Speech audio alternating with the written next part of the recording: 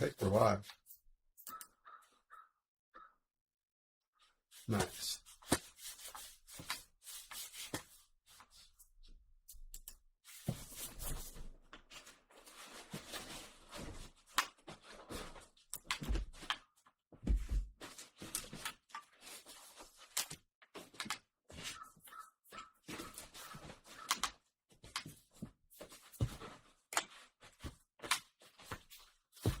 Experimenting with a different technique with my pillow and my arm because my shoulder is becoming a problem, and it's almost certainly this. It just is.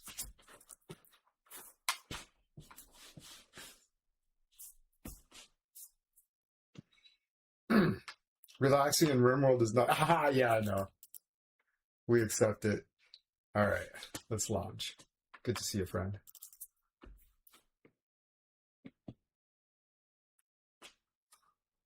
No problem.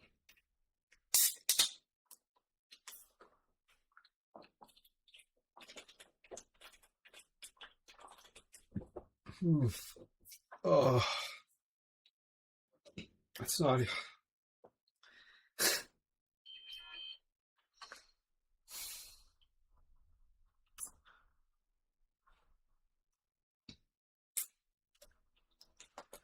It's that dopamine hit, right? It's just like, I know what it is now and I recognize it.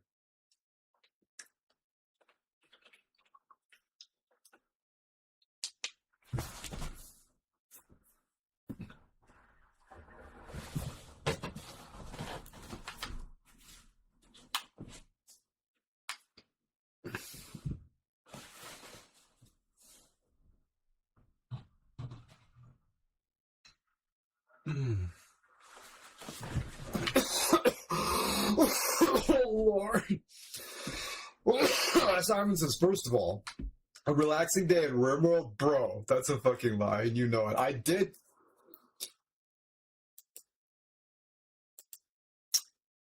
Hold on.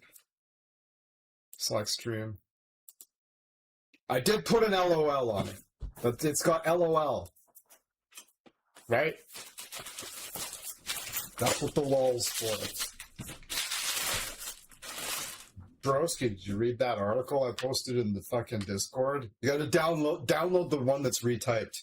Anytime there's a bracket that says illeg, that just means illegible. And if you look at the original document on the website, that's the first link, you'll understand why. But it's incredible.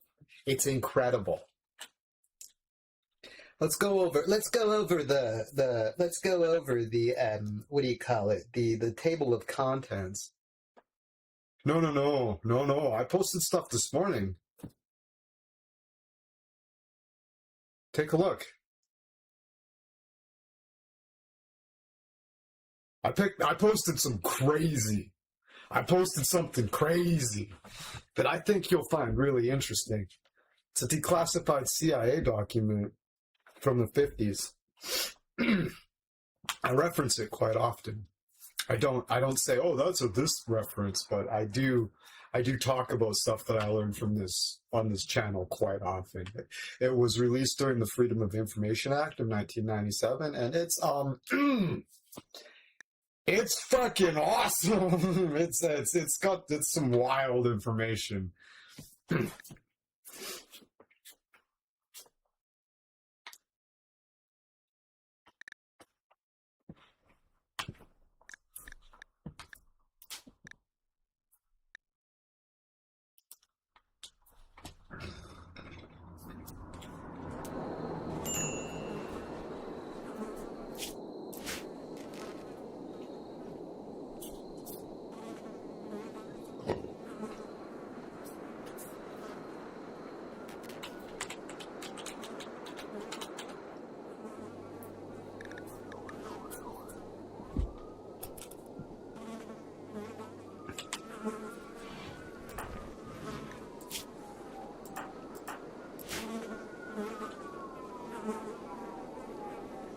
They talking about the drugs?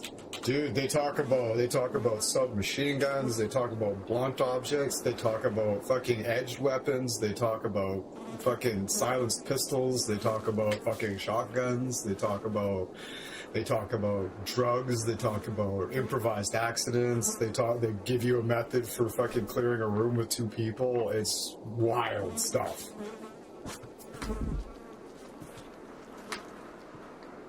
You want to learn the CIA's systematic method that they, for fucking eliminating 12 people in a boardroom with 2 people with pistols, what the CIA teaches their agents, or they did in the 50s. You read through it, you're like, oh, yeah, that would be. It's a little counterintuitive at times, but when you're like, what? Why would he do that? And then you read the next line to see what the other person's doing when they say shift. You're like, oh. And then you're like, the way they go back out to cover the door while changing magazines, it's fucking wild. You read it and you're like, oh shit. Like that, yeah. That would be really effective. That's a good method. It's called the conference room method. It's fucking wild. It's the last diagram in the document. But yeah, it's really something. I think you'll like it. It's got some wild information. It just talks about the pros and cons, and concerns and issues with any style of weapon, like why you the issues with pistols, and they talk about like subsonic rounds. It's fucking wild.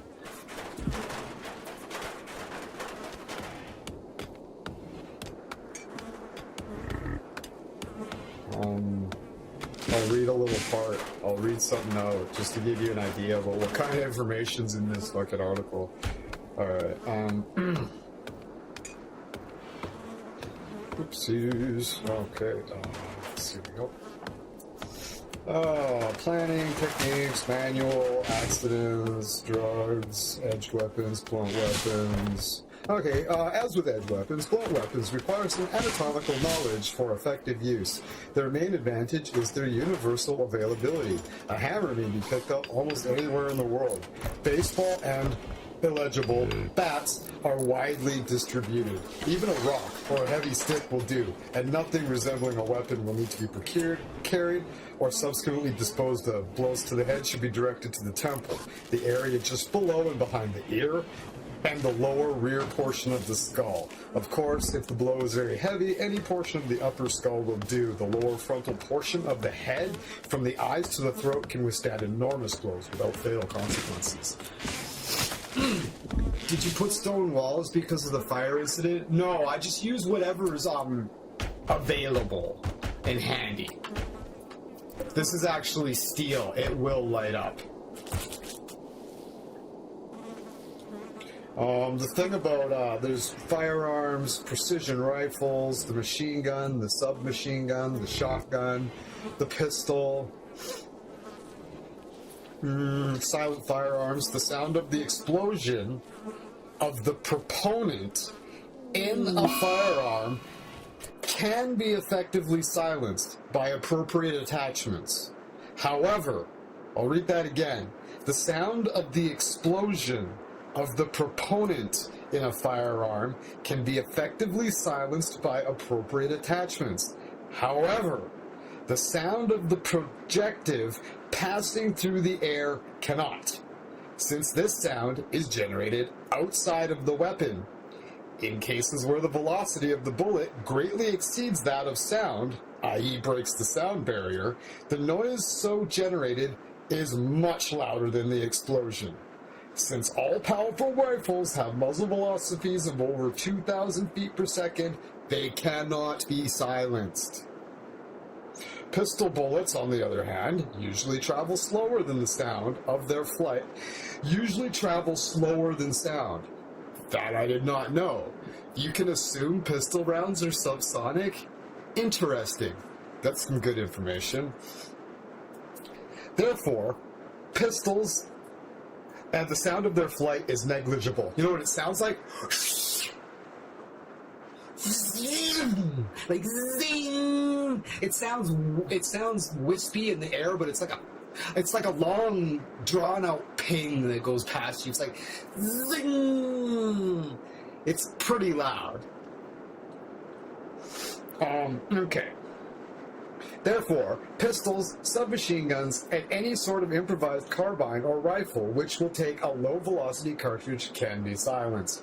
The user should not forget that the sound of the operation of a repeating action is considerable, and the sound of a bullet strike, particularly hitting bone, is quite loud. Silent firearms are only occasionally useful to the assassin, though they have been widely publicized for this connection.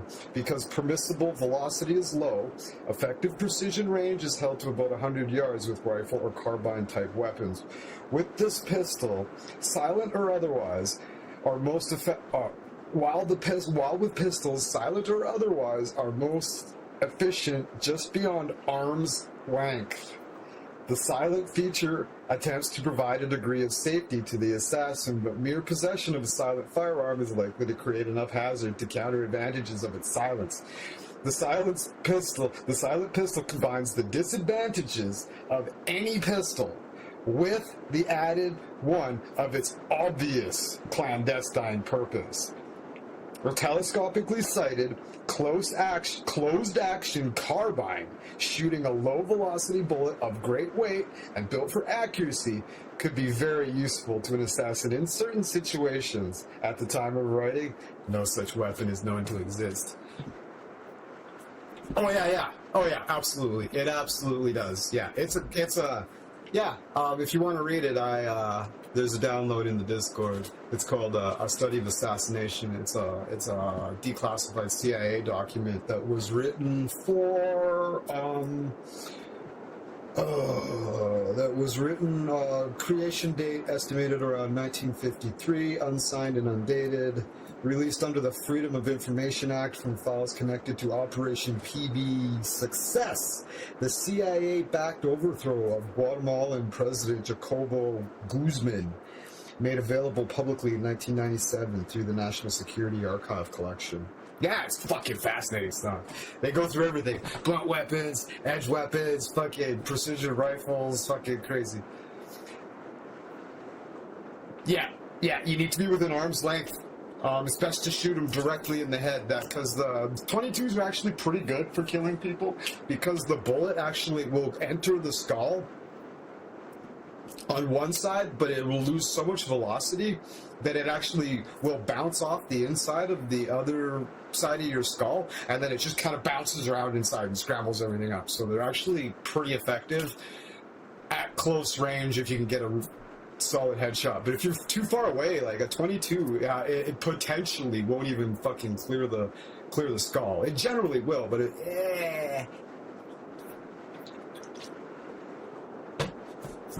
might bounce off. If they turn their head and it glances, like it'll just bounce off. Like, not that it won't cause damage or hurt like hell, but like, fuck.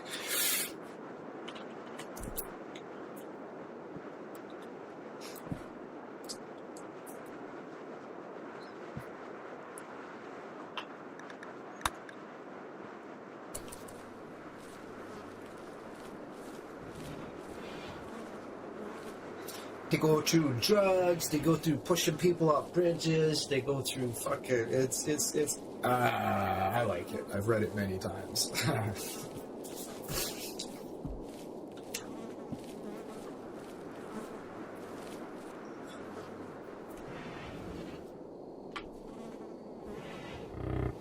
But was freezing cold down there.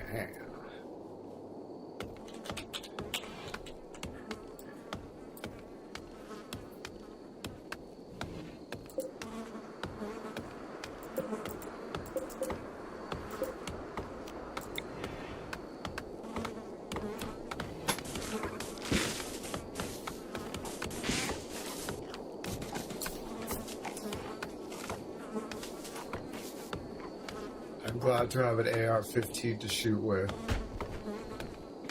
Don't use military rounds. They're ineffective for killing people. They're actually designed not to.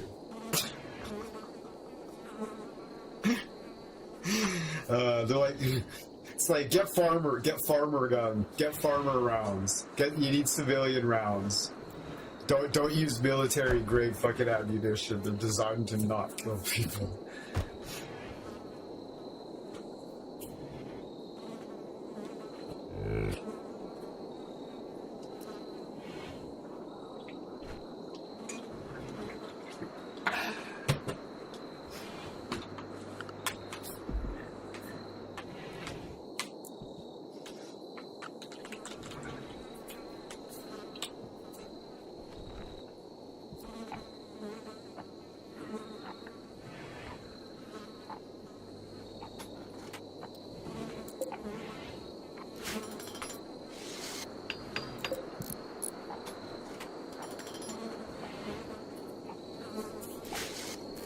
Zombies don't complain about it, as far as I'm concerned. Zombies should eat a lab, so they stay down forever. Yeah.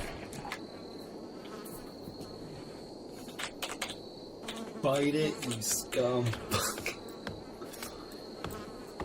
Bite it, bite it, bite it.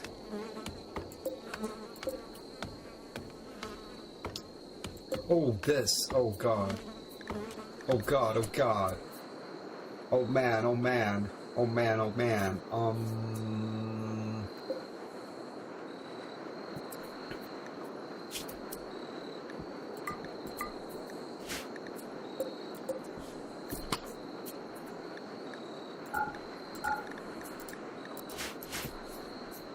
All my medicine is gonna deteriorate in 2 days if I don't get it inside. That's fucking crazy. Nice. We're on for tomorrow though, right?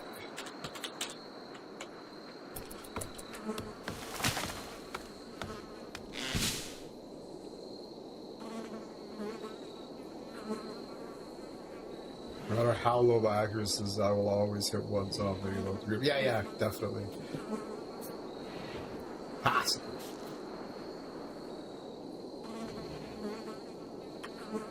I think we are. Yeah, that's the plan.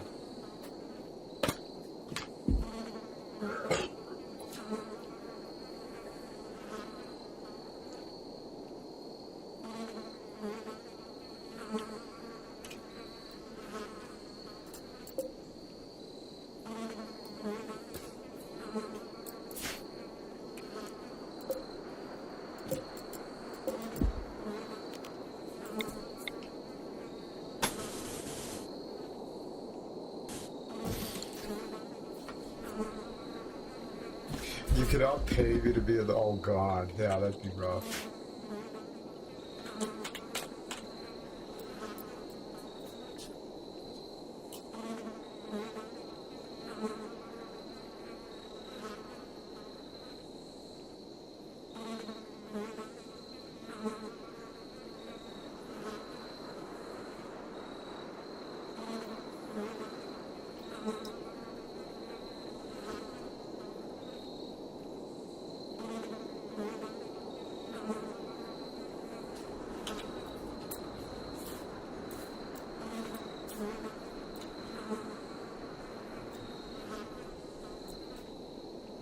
Yeah, what does it sound like when a bullet hits bone? Well,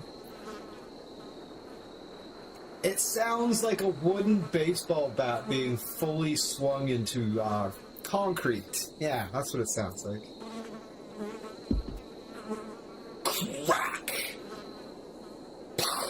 Very loud. Bullets hitting bone are very loud. You'd be surprised. I grew up on a farm. I've killed lots of things. I've killed hundreds of mammals. Mammals. It's important. That's what I always say to people. I'm like, hold on. Let's get on the same page. Have you ever intentionally killed a mammal? I heard once that bone's stronger than concrete. It probably can be. I would imagine that's a variable, depending on what bone. I don't know. Concrete's not very strong, honestly.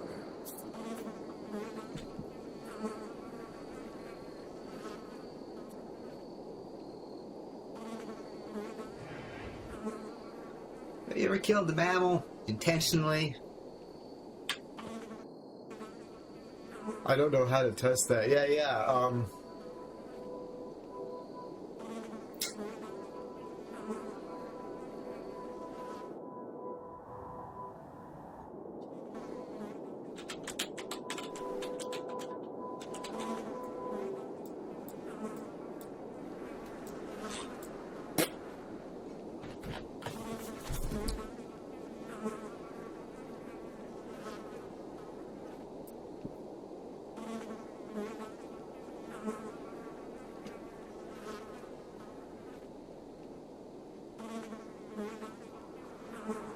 Like, I'm a vegan. I'm mostly vegan. Mostly vegan. I'm like 80% vegan. I guess I should say I'm a vegetarian, but I'm mostly vegan. But I've killed hundreds of gophers. Like hundreds. Squirrels, gophers, birds, fucking just whatever. Pretty much anything that moved, we fucking shot it.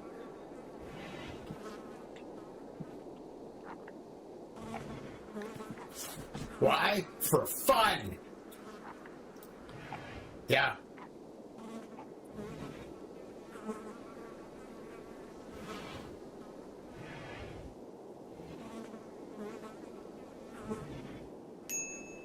For fun, because you get a rush from it. We called it the quickening. You get that adrenaline charge every time you do. Every time something dies, you get this adrenaline charge, and it's like it's wild. It's wild. If you've seen Highlander, you get the reference. I called it the quickening. That's you absorbing its soul.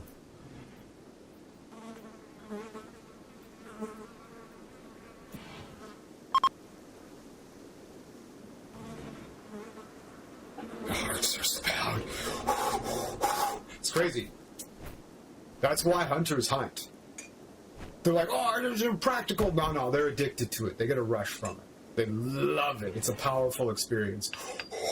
Every time. That's what it's about. Like, the meat's secondary. They get a rush from killing. It's hard for people to understand that.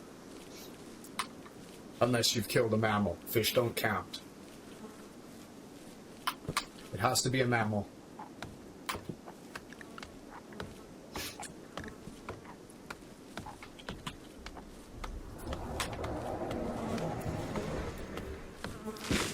So please be to assume fish aren't alive in the same way.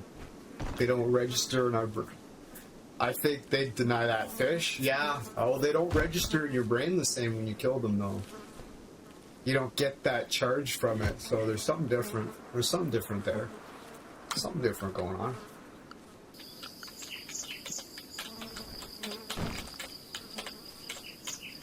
They're more like insects, right? You just, all right, well, it's different. But if you throw a fish on a, let me explain it like this. This will lay the difference out stark. Okay, you lay a fish on a cutting board, and you take a cleaver and you chop its head off, right? That's no big deal, right? Right? But if you laid a fucking squirrel on a cutting board and took a cleaver and chopped its head off, that's a different thing. I'm sorry if you just tuned in and you have no context for why I just said that, but like, go back 15 minutes and you'll be like, oh, this guy's fucking weird. Anyways.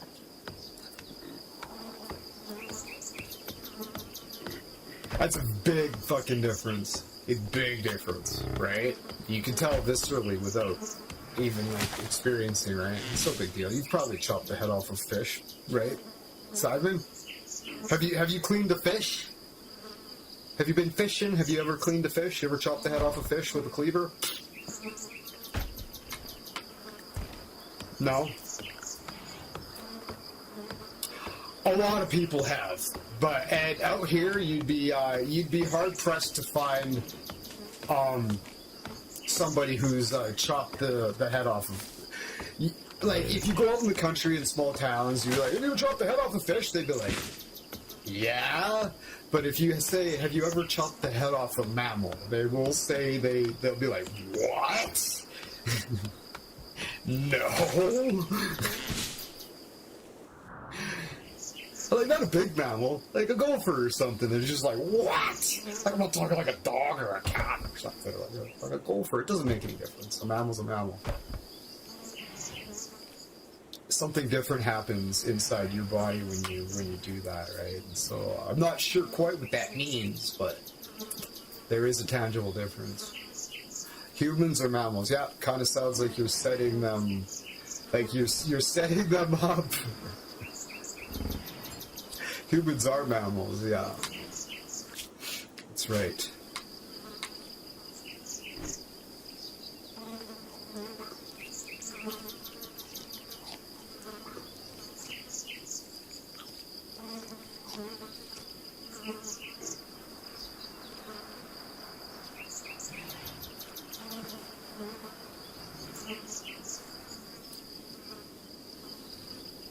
Hey, do you think other animals get that same rush? No.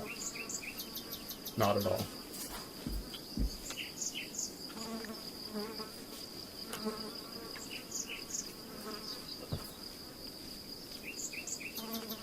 There still is a difference between, like, deer and cows and dogs and cats than there is for humans, but they're, you know what I mean? They're up there, but it's different, again.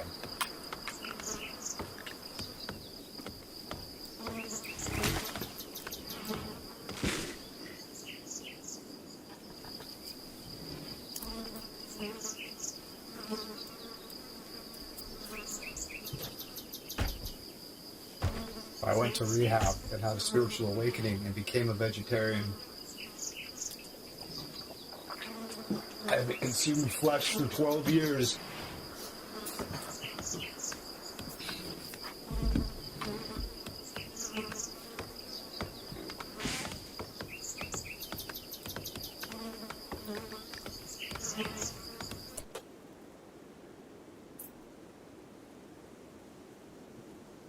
No, penance.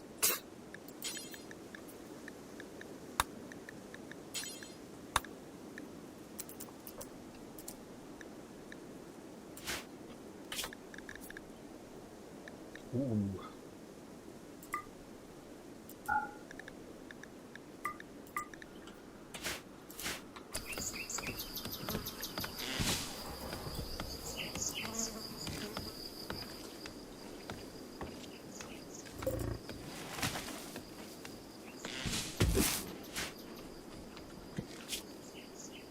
I think I'll have a hard time killing out. Most people do.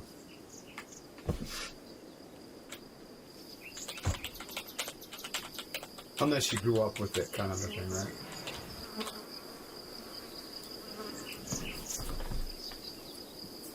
Mercy killing excluded.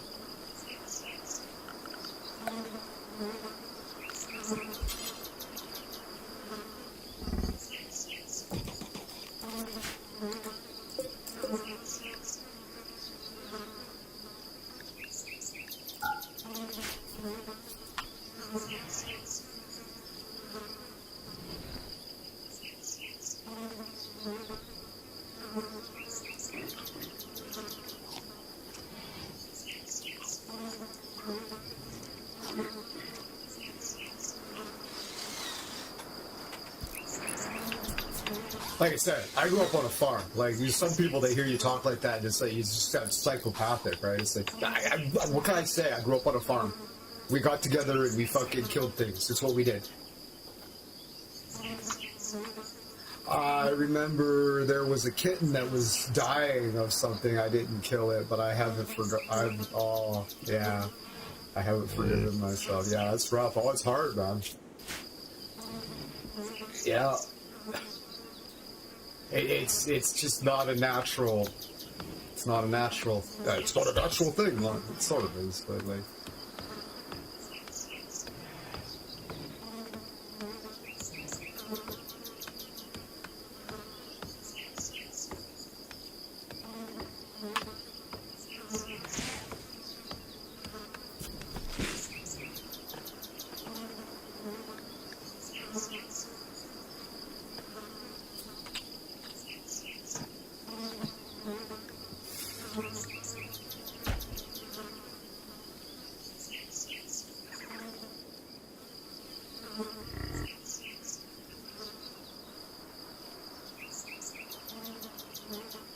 Me and my dad one time tried to gas a cat with ether because we heard it was really humane and they would just fall asleep.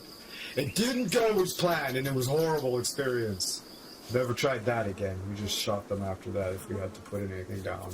Jesus fucking Christ, that was nasty.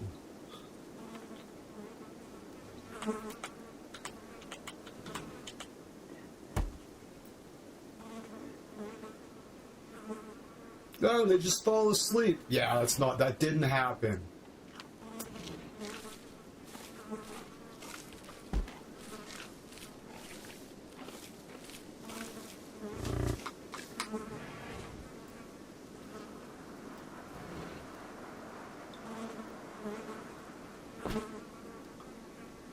I live in Alberta. I grew up on a farm. I hope breaking the neck is the humane way to go. Yeah, it's pretty good, yeah.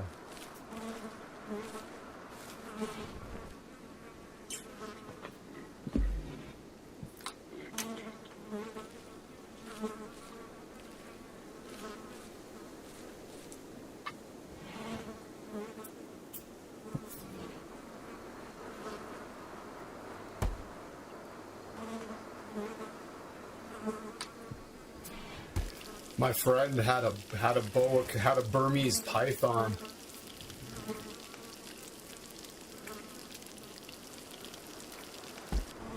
And it ate frozen rabbits.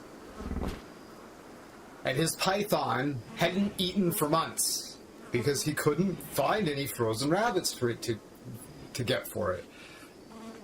So we went to the pet shop at Olds and bought a rabbit.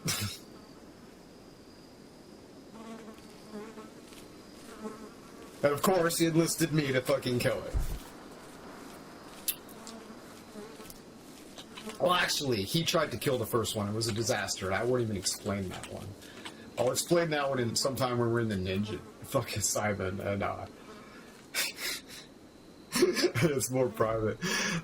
Yeah, he tried that the first one, and then he came to me. Oh, dude, it was wild. I'll explain it in the ninja like tomorrow when we're offline. Oh yeah, he was like, okay, we need to find a better way to fucking deal with these rabbits, right?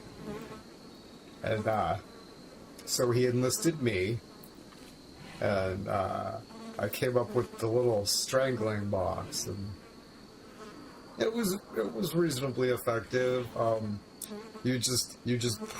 I found a steel cord, and I had a milk crate. You turn it upside down, you wrap the cord around the thing's neck, and you stand on top of the milk crate, and you have the cord going up through the bottom of the milk crate. You grab onto the wires, and you go bang, and you fucking snap its neck with gloves on. Fuck, you do it with gloves on.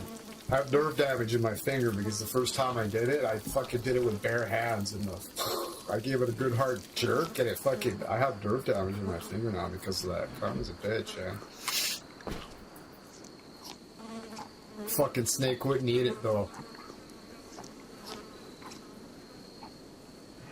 I got nerve damage in my finger for nothing.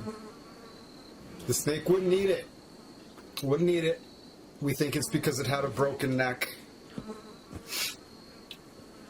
My method was effective and quick. Yeah, stupid fucking snake. My method was effective and quick, but it wouldn't eat it.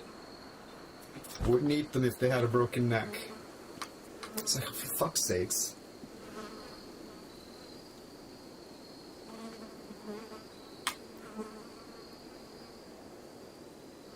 Fucking hillbillies, eh?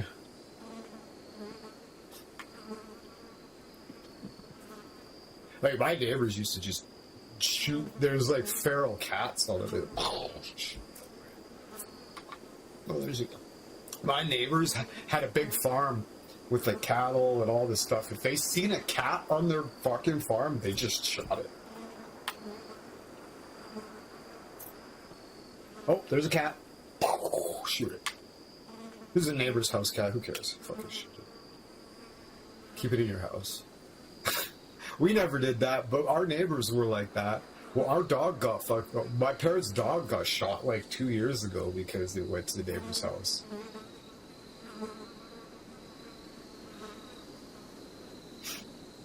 One day, my mom was like, "Oh, what's this?" Her dog had a little note attached to its collar. What did the note say? It had 2 words on it. Bang, bang.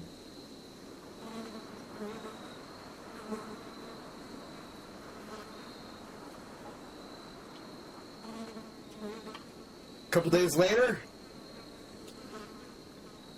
the dog just disappeared. What is just a couple days later? You're like, oh, yeah, well, all right. They even know it. They're like, bang, bang. Like, the next time I see your dog on my property, I'm going to fucking shoot it. Fair warned. A couple days later, we noticed we hadn't seen the dog for a few days. We're like, oh, yeah, well, guess he was over at the neighbor's house again. Things are different out there. Things are different in small town Alberta. It's like being from Alabama, right? Or our fucking Arkansas. I'd say Alberta's the like Arkansas or Alabama of Canada. Yeah.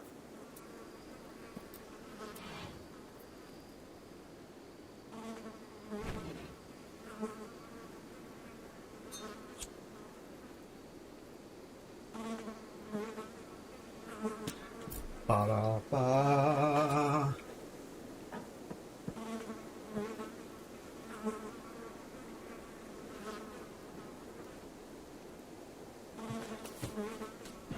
Oh,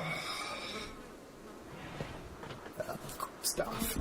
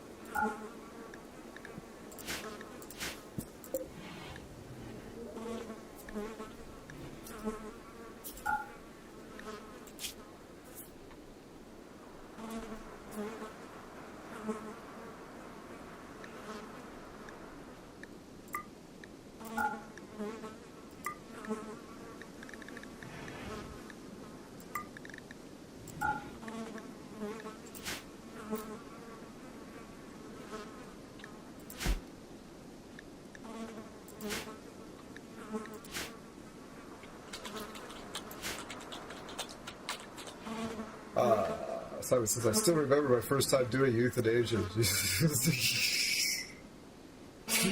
Yeah, like I was saying, man, me and my dad tried to gas a cat with ether one time. It's fucking didn't go very well. Didn't go very well. It was a traumatic experience.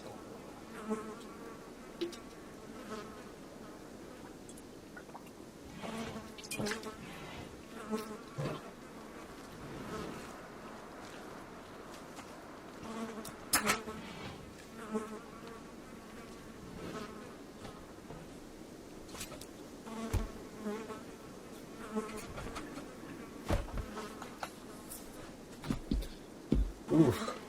Wasn't as bad as that. Oh, yeah? Oh. Dude.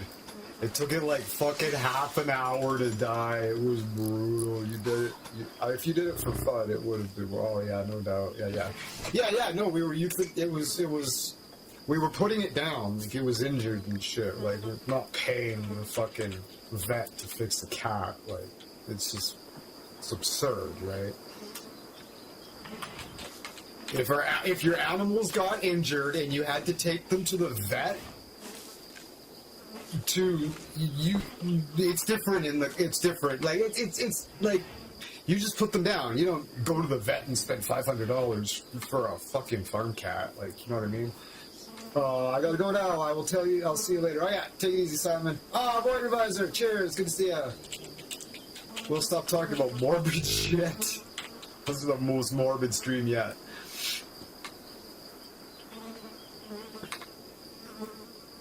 I grew up on a farm. I'm a little desensitized to some things that a lot of people would find just horrific. Like, growing up on a farm and, like, it's a real... I remember about Silent Suzuka being euthanized on the spot. It makes me sad. It's a real... Oh, yeah. Oh, yeah, no, if your horse, like, breaks its, like, trips or whatever, like, breaks its ankle or whatever, you just shoot it on the spot. Like... It's just the way it is. Right. Yeah, if your horse falls down and breaks its leg or something, or you're out, like, you just pull out your gun and you just shoot it on the spot. Like, that's just sweet. I'm from, like, it's just... It's the way, I guess. If your cat falls out of the fucking... If your farm cat falls out of the rafters and breaks its back, you put it down. You don't take it to the vet. Like, it's crazy. I spent money on a cat. It's sad. Our neighbors just shoot them for fun, man. I never shot, like, cats and dogs and shit like that. Some of my neighbors and friends did, but, like... I always stuck to, like, varmints and birds, you know what I mean? Lots of squirrels and gophers, stuff like that. Now is the time to be begging for a broksa, a booha.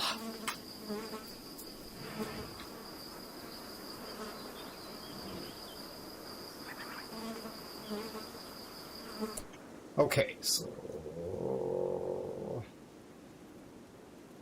No, it's not Australia. Okay, so let's go on here. Ooh, I see.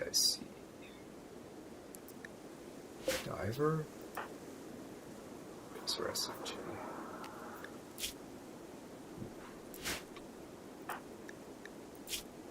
Oh.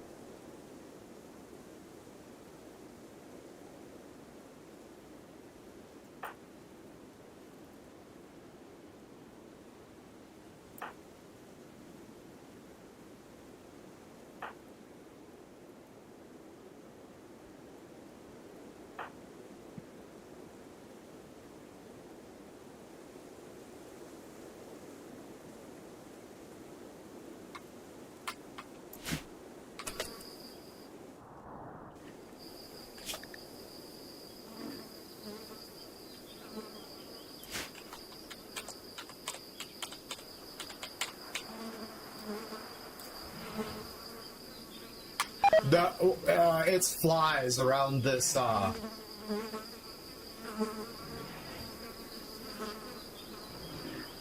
hold on. It's not Australia. It's the high bait vampire. Oh, yeah. That's right.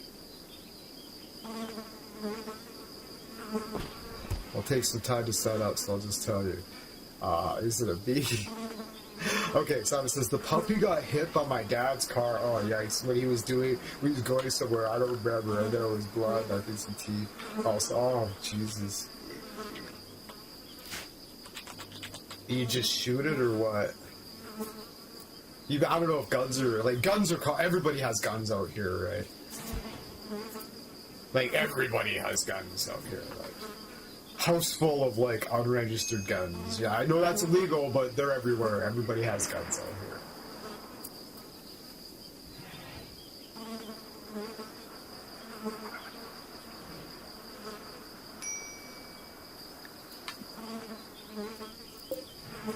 If you're wondering what that buzzing sound is, it's the flies around this dead rat that's rotting out here.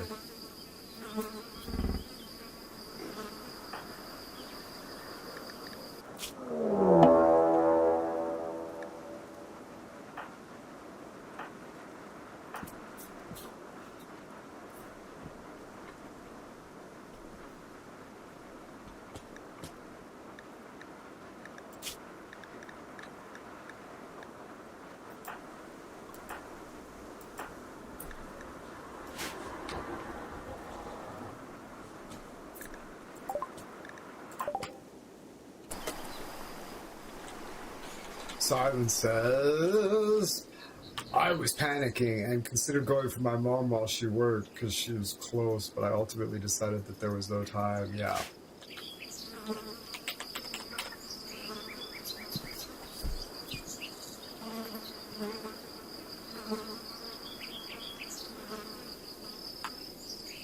Oh, yeah. That's... Yeah. Yeah, that was, yeah. It's quite an experience, hey, Simon? You know what I'm talking... Oh. Did you... It didn't go well, or did you get her done? Like, well, go well sounds rough, right?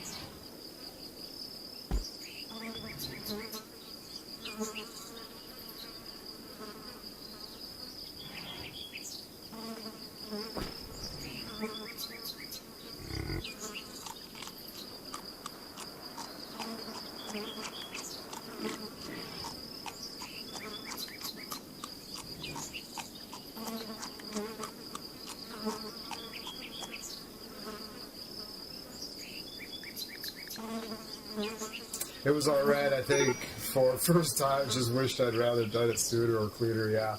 Yeah, so, it's a weird sensation, isn't it? You're like, your heart's pounding, and you're like kind of out of breath and shit. Like, yeah, that's what I'm talking about.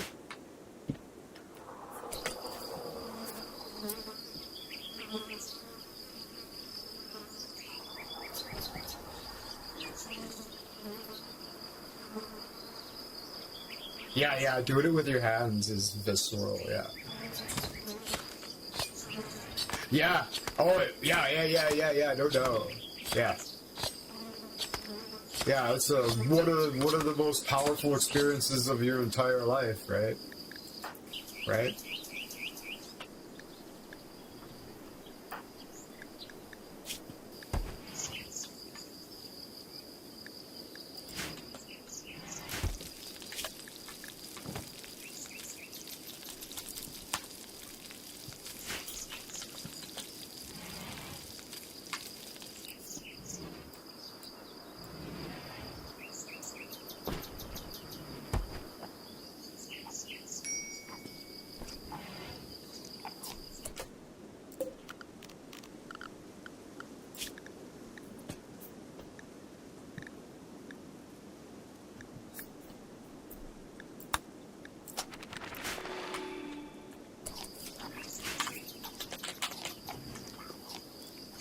Oh, yeah, no doubt. Yeah. But yeah, you did the right thing. Like, you're like...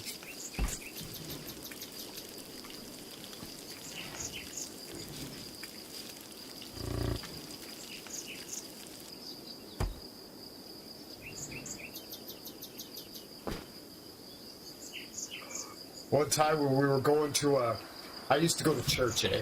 I went to church until I was 18, hardcore evangelical missionary church. And we went to youth group every Friday.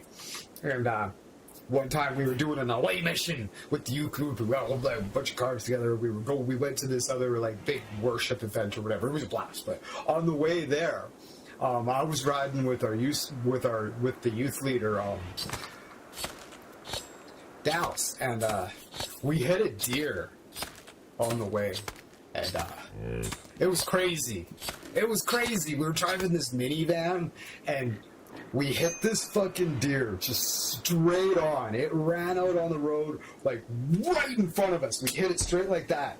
And it, like, it pushed out the front of the grill, and it, like, fell into, like, the front of the car, and its, like, legs were, like, flapping up like this, and we could see them up the hood, and Dallas slams on the brakes, and the deer goes flying out of the fucking radiator of the car, and, like, slides out on, and then crawls into the ditch. We're like, oh my fucking god.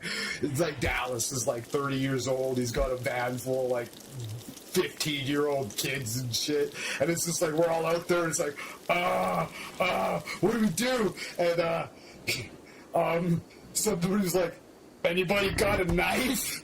And it's like, of course, my friend Daniel had a knife, and he's like, I got a knife, and so he clearly had never done it before, but they got in there. Dallas fucking like held the deer down, and Daniel, 16-year-old kid, got in there and fucking slit the deer's throat so it would bleed out fast. Like, it was wild. It was a wild experience on the way to the fucking worship fucking event on YouTube. Wow. Anybody got a knife, he says? Daniel's like, I do. He's like, do you want to hold it down, or do you want to slit its throat? Yeah. And then we got back in the car, and it fucking started. It just knocked out the plastic grill thing in the front. It didn't ruin the radiators, so we watched it die, and we got back in the van, and we carried on to the worship event. And we watched the live band, and did our youth group thing, and it was a memorable night.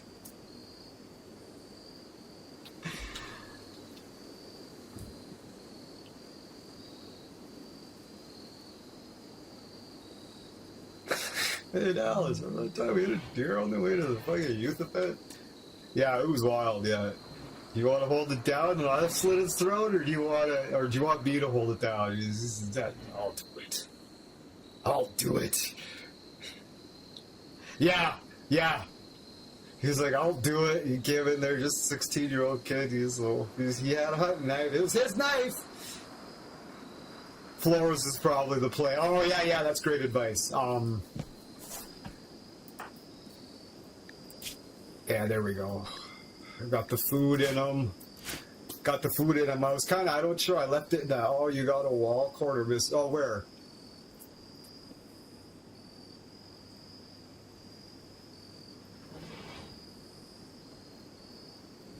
You plan on putting a sculpture or gold wall there? This section here? Is that what you mean?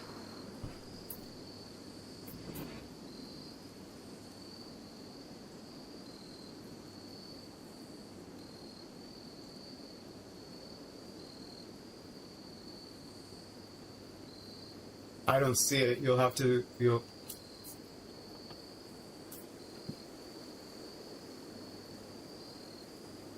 This.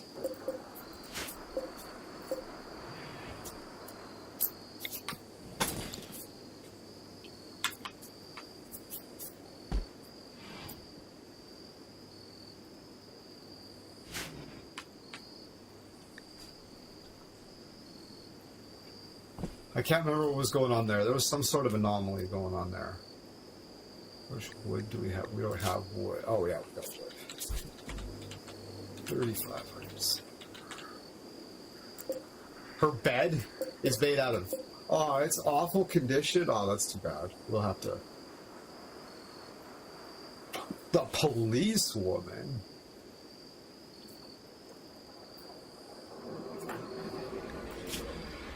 Huh.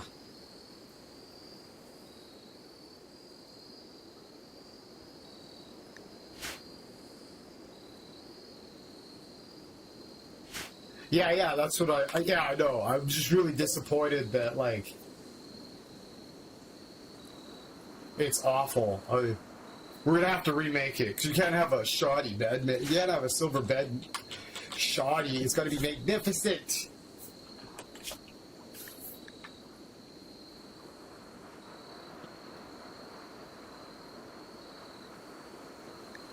We'll wait till somebody gets up to level 10 construction and we'll make it again.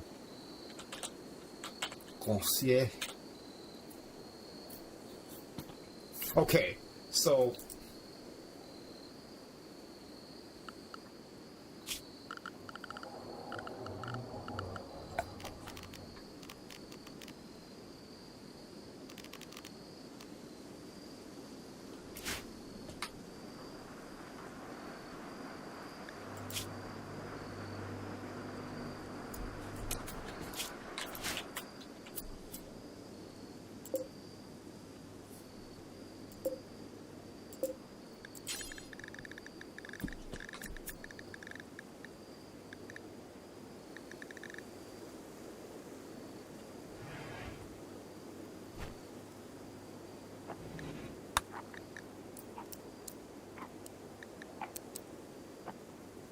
hey, take it easy, Simon.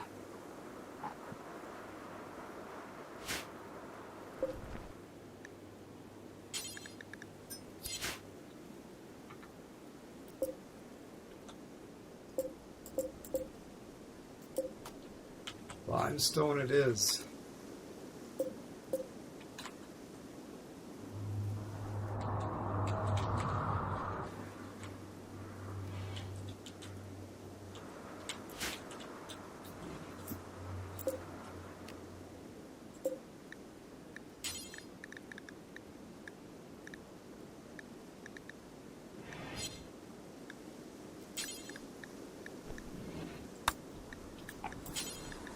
Do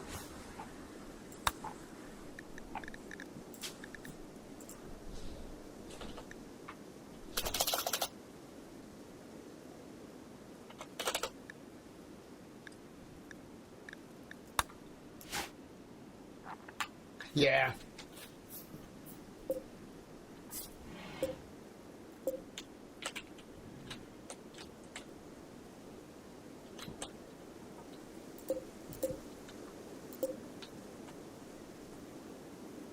Hey, thanks for popping in, though. Going on a trip. Nice. A vacation. Acid. Doing some acid.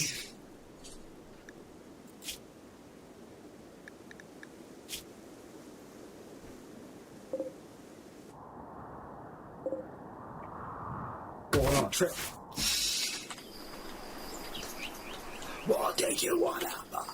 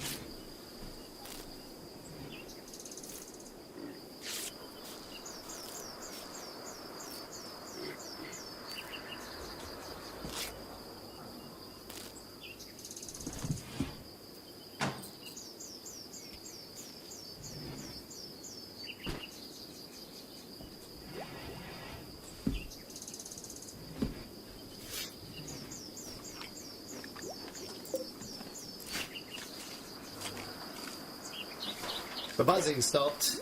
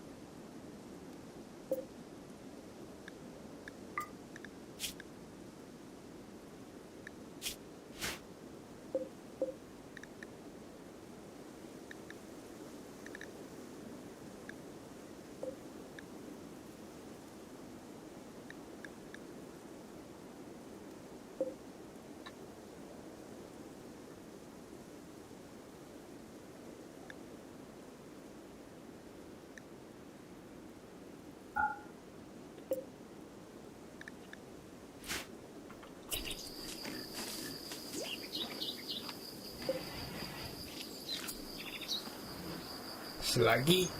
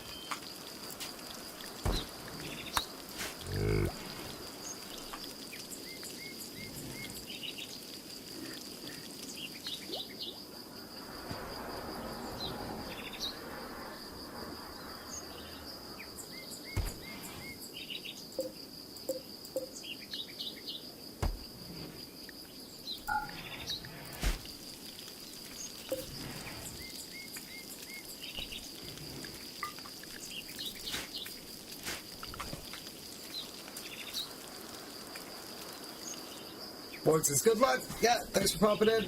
And, yeah, have fun on your trip. Hopefully it's a fun trip. Maybe it's a work trip. It's still fun.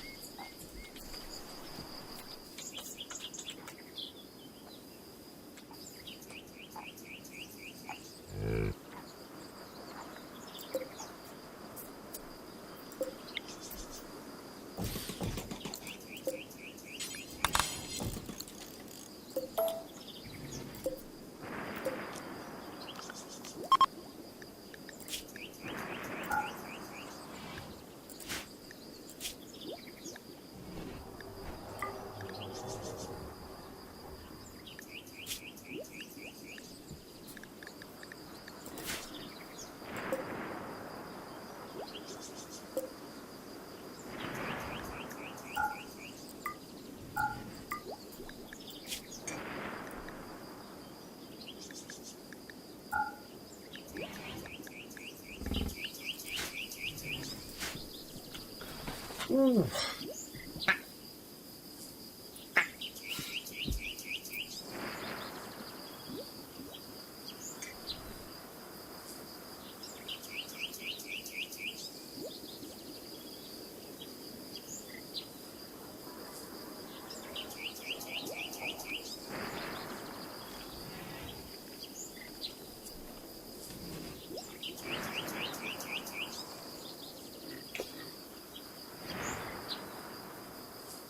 Yeah.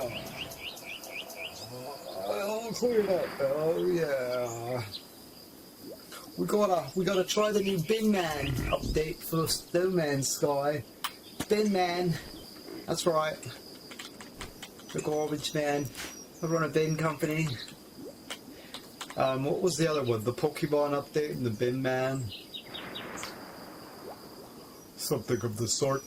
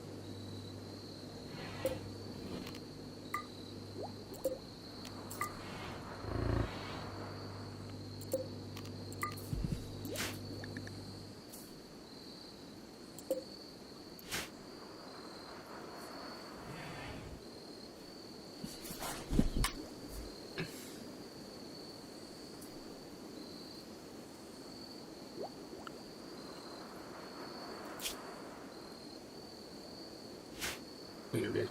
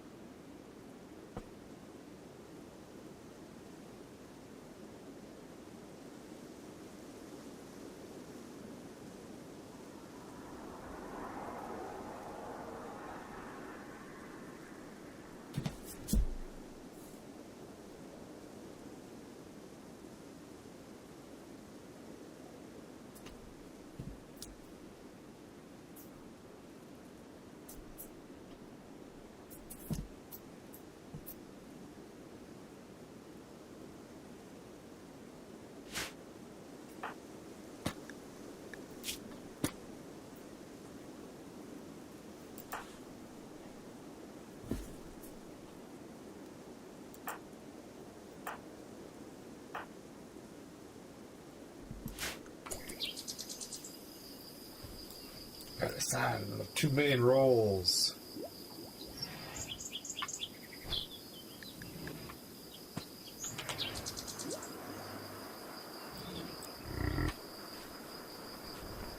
She's going to be the proud sanguinarian. Midori is the only actual sanguinophage, so...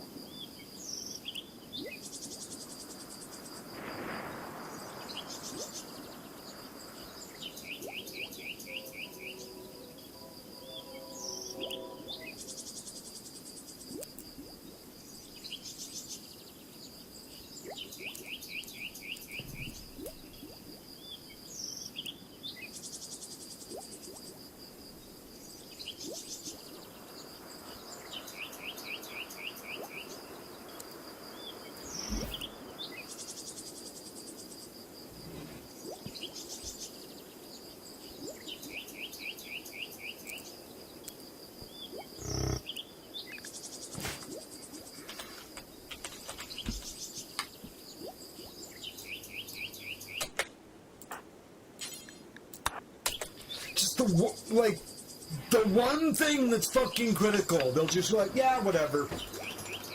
Fuck it. They'll do all the fucking other fucking petty stuff, but like you ask them to do something that's kind of critical, fuck it, whatever. It's like,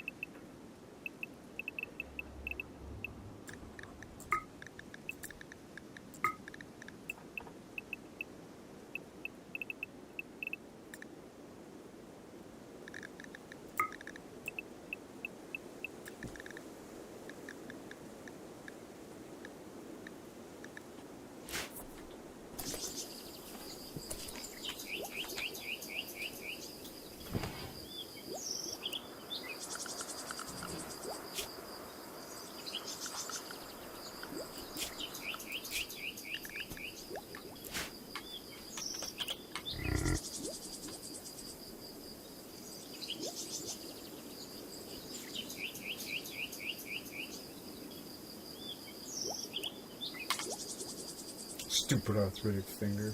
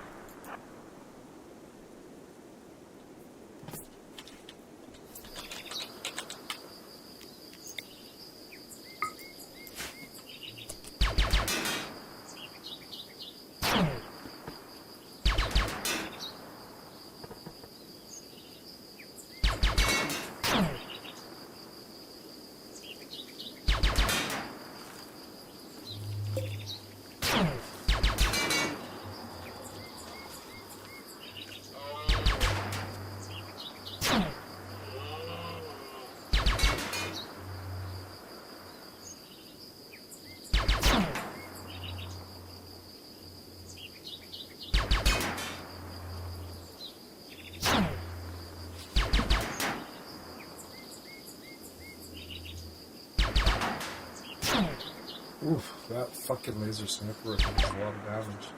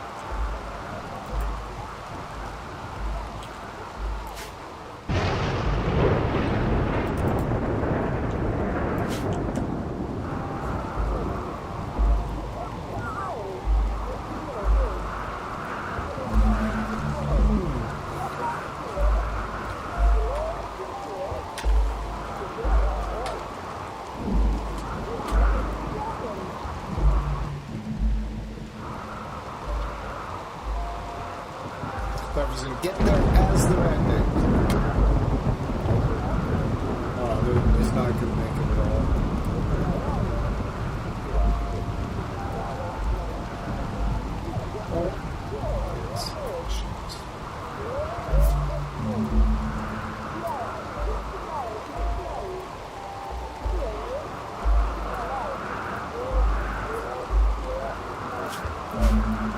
Gotcha.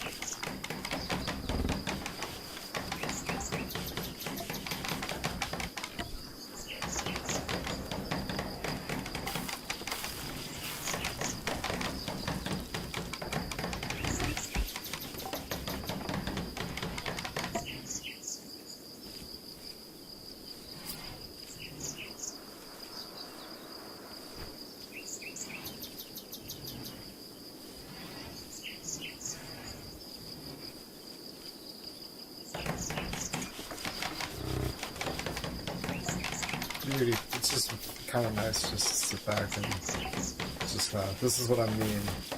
You just sit back and kind of watch a relaxing day, you know. Or you can get stressful at times, but I'll sit back and watch it, and then they fucking get attacked as soon as you start enjoying that. Alright, let's do it.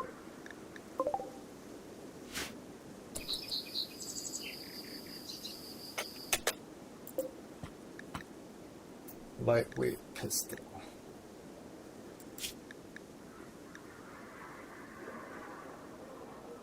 Fully automatic variant of the auto pistol. Designed to deliver maximum short-range firepower and compact package. Oh, fuck.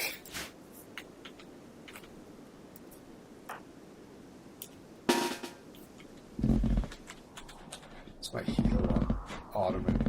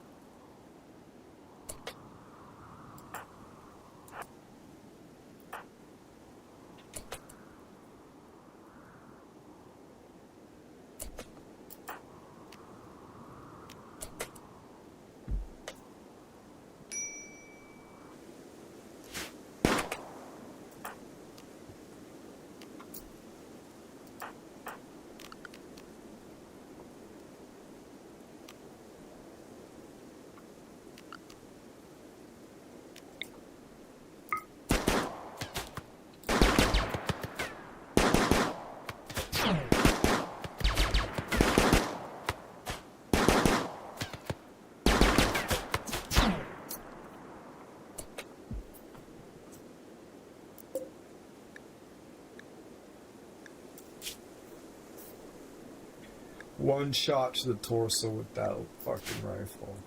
Bang.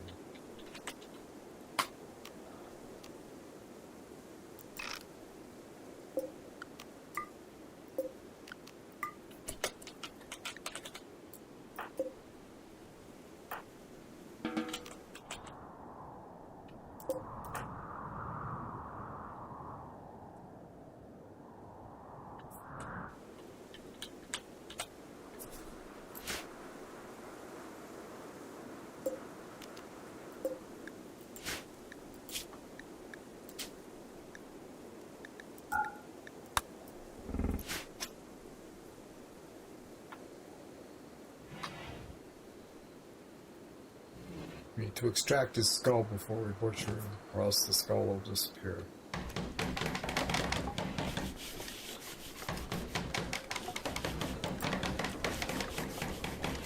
They're all sad because they went non-cannibal food -4.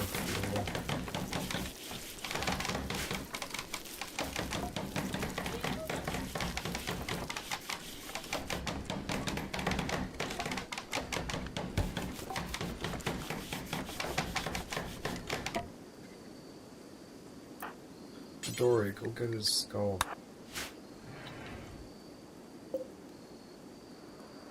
The Terrible. That's what his name is? Oh, Lara. Oh, Lara. Lara the Terrible.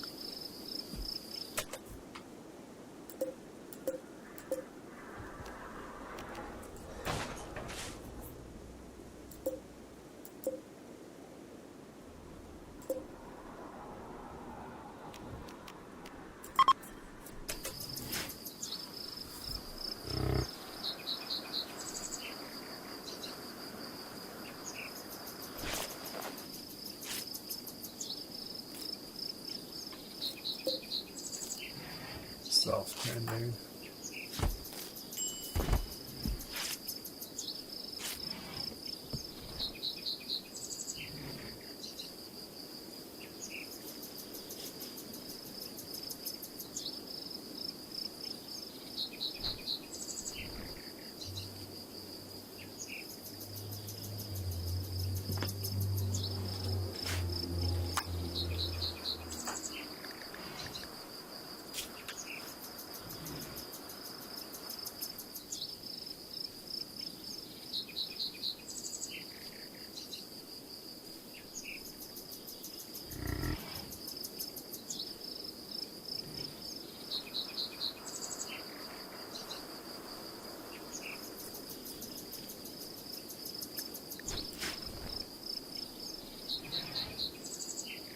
If it looks like they're not going to survive the flag, I'll have to turn them. I was going to turn diver first, but we'll see what happens.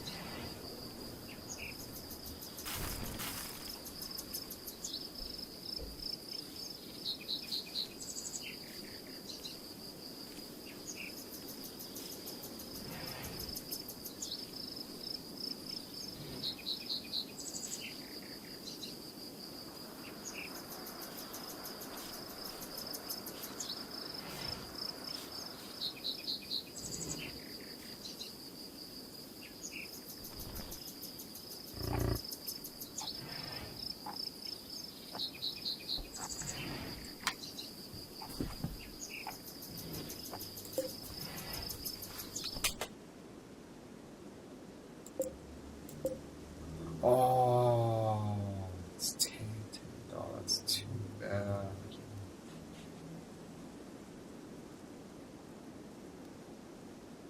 I will let it rot to the ground.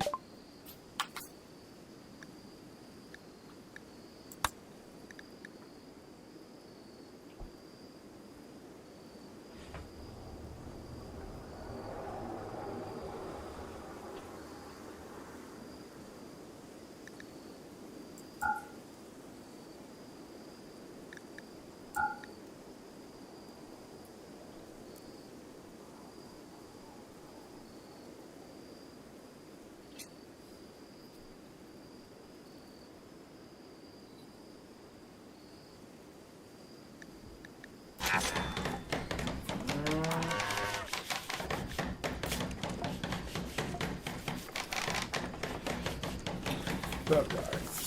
It's like, it's poor hell. It's old. Dang.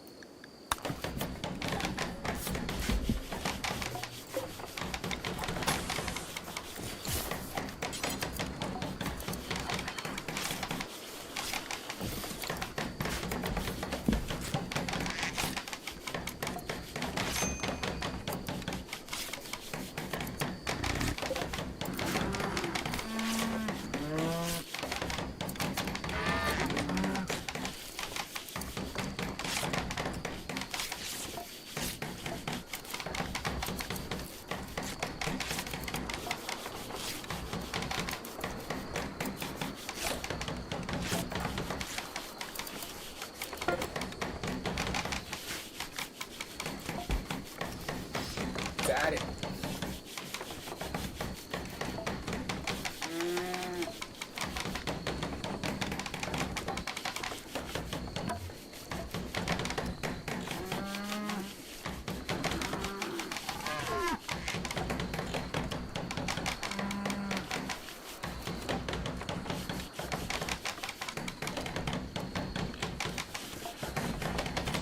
Let's check out.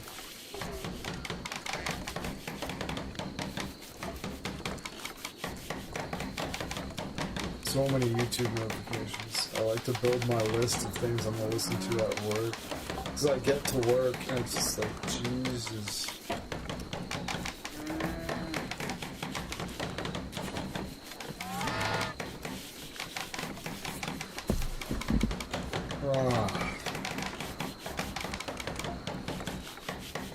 So I try to build it at work. It seems to take too long and I can't find anything. I like panic and I'm like, God, I just can't find anything anymore. It's like, fuck.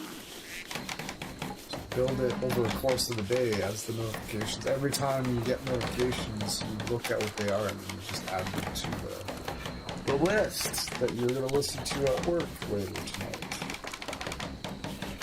It's fabulous. 2 hours. I get so tired now so quickly. Remember when I used to stream for like 6 or 7 hours every day? Now I can barely make 4. I'm just exhausted.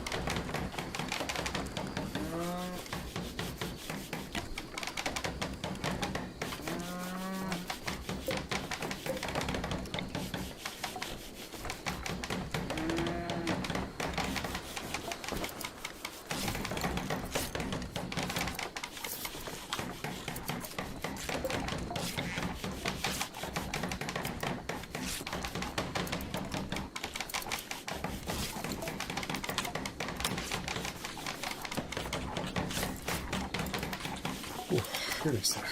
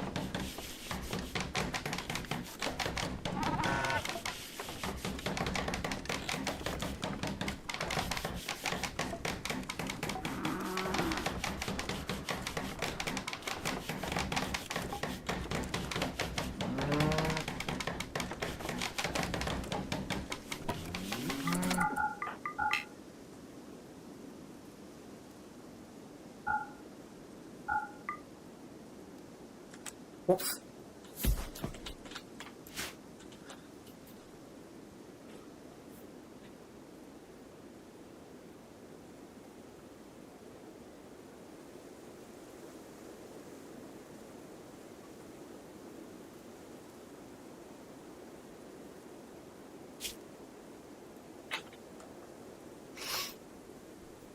Oh. Laboratory.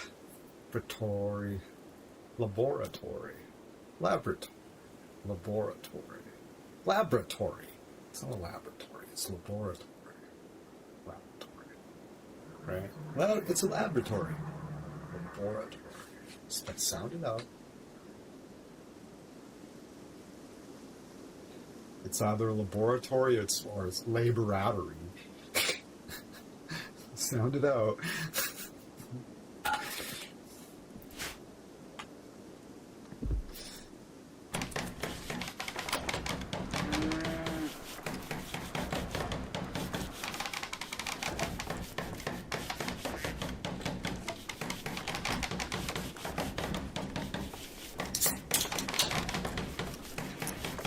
Laboratory. There we go. It's definitely not what it is.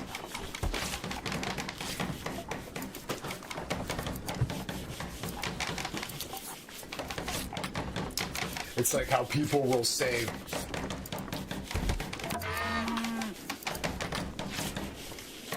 evolution, but they say evolve. If you say evolution, you have to say evolve.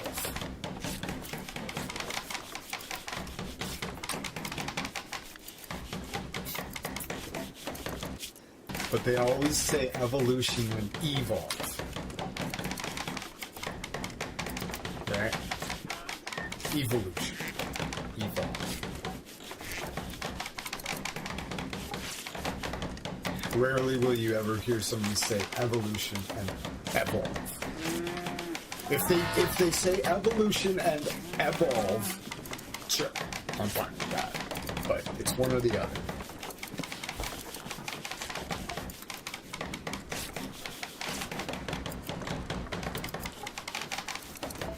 But they can both be one or the other. It's like, I prefer you to be internally consistent, you know, personally. I don't hold you to my standards, I hold you to yours. Big difference.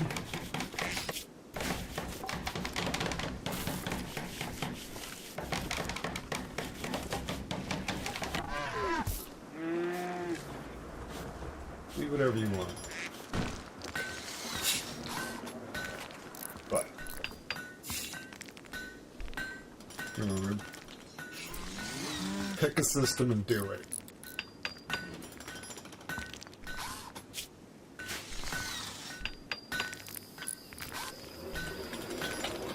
Or whatever. It's just the hypocrisy that bothers me.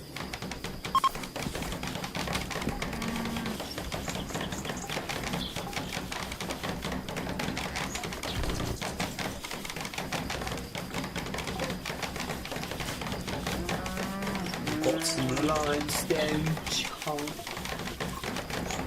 Somebody got a chance to put their hand on the old rock maker, the rock maker.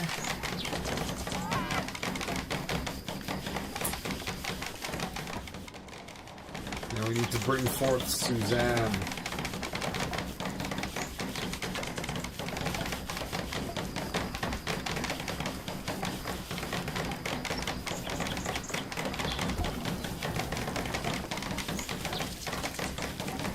Who's all block making?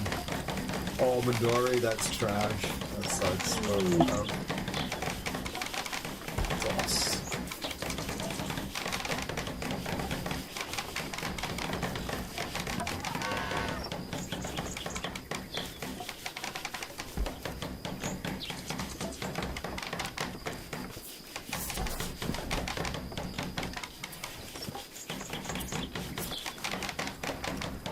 That's the only reason she...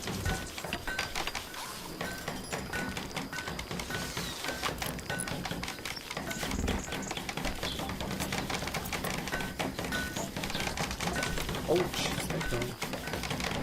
Okay, I'm just gonna hang tight. And we'll,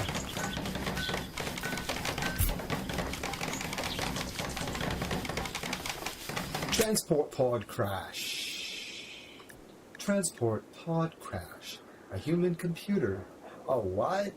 A human computer named Craig is crashing in a transport pod nearby.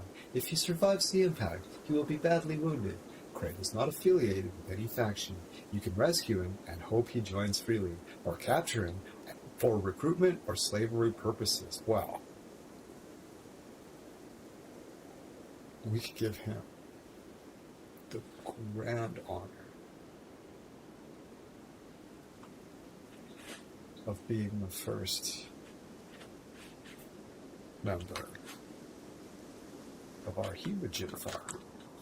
All right, sir. Where are you at? What are you worth to us? I really do need a heal.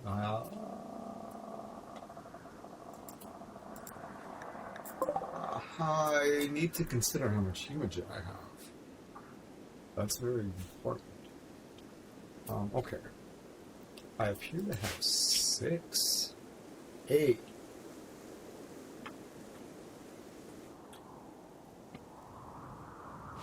I thought I had a lot more hemaging. 6? Well. Weird dire straits. Alright, well, we'll have to take that. I'm sorry, Craig. Jeez, I don't know, man. You better be fucking awesome. Oh, goddamn. Where is he? Shit. There he is. The human computer, eh? Well...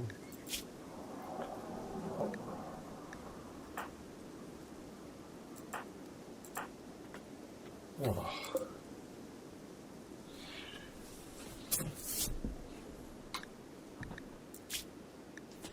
You son of a bitch. I was like, well, we're going to have to convert him to our religion, and that's kind of going to be... He's already a member of our religion. Childhood, the eldest caretaker. Adulthood, the human computer. Let's look at your shit. When are you going to die? 15 hours. Bite scarred, cut, bruise. What's wrong with you? Pain extreme, bile. Yeah, he's a pretty decent shot. Weak professional, eh? This is professional. He's a coup king. Oh. Do we have be our best cook? If not, he'll get back up. Intellectual 10. Oh, of course, it's the computer. Wow, it's professional. Okay. Capable amateur. Alright. Oh, desensitized perfectionists. Down with you. Alright. You're in, Craig. I'd fucking turn Granny into a fucking... No, maybe not. Into a human farm before. Riza? Is that what your name is? Right.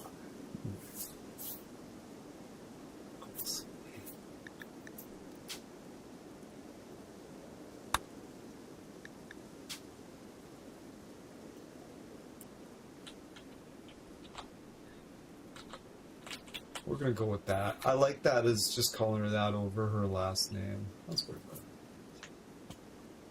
Alright. We could give her, what's her title? The Builder? That's bullshit. What should, oh, she's the, hold on. We're gonna accept that. She's the, no, she's not. Diver is the other one. The Mercenary. Oh, is also the Prime Secretary.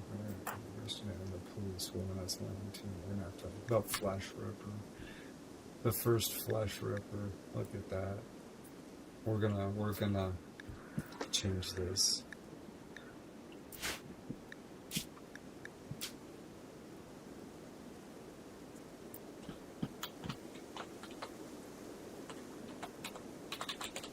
Flesh Ripper. Yeah. Midori Wilcox. Interesting. It's funny that I'm so far into the thing and I don't even know what their names are. Yeah, Midori. I'd go with Midori as well. But yeah, Midori Wilcox. I know. She's like, Wilcox? We don't know. It's a name I haven't thought about for... not that long. She's not an ancient fucking... Well, she comes from an ancient family. She's been frozen for like 800 and some years. 822 years. Alright.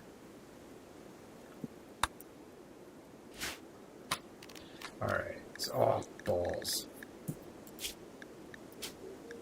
Balls! What a drag.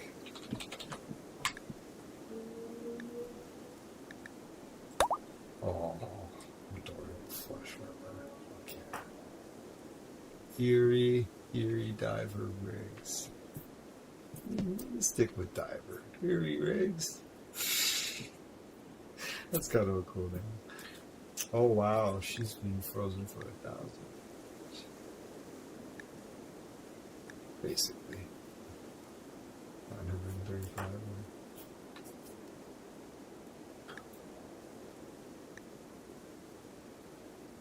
Oh yeah, she's on the She's also on the night. I put her on the night shift because she's upset about being out in a night owl in the daytime. So I scheduled her to sleep. I should offset it even more.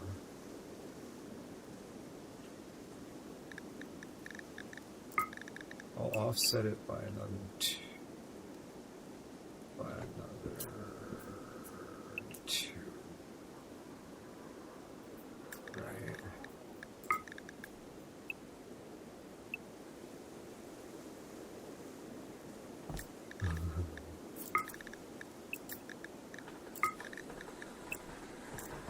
Okay, so now I'm confused.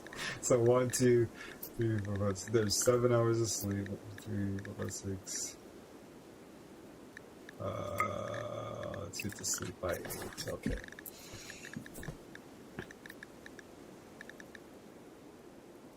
Waking up at fucking, what's that? 3 o'clock in the afternoon. Oh man. Maybe we should go to bed at 10.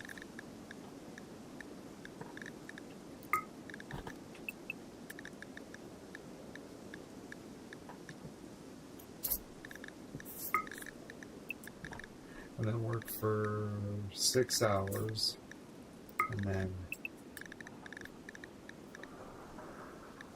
take 1, 2, 3, 4, 5 more hours, and then grab the space for 2. Yeah, that means you did it right. Recreation.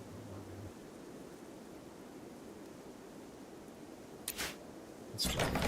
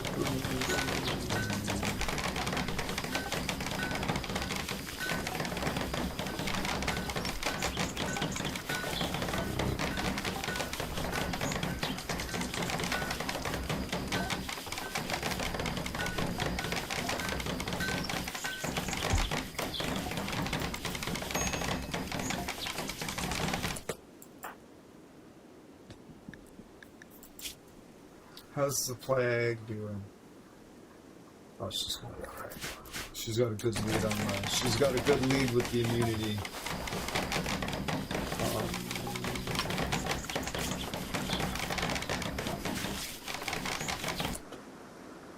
Did we just? I think I just ended up letting that guy die there. How? 14 hours. Okay. I forgot all about him, but luckily it was. Good Lord. Okay. Alright, so what we need to do is build in a nice... Well, okay, well, what we need to do is just get him into the fucking house. Build him a nice bed.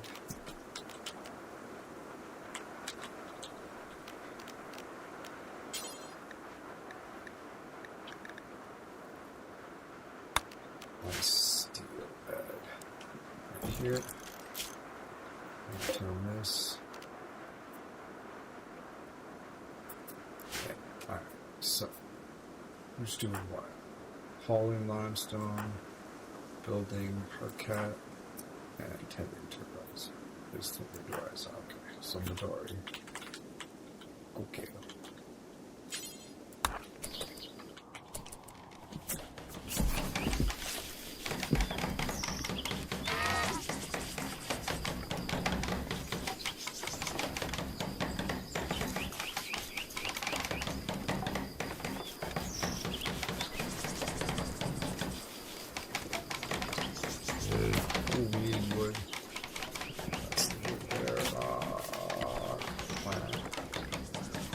should cut plant harder.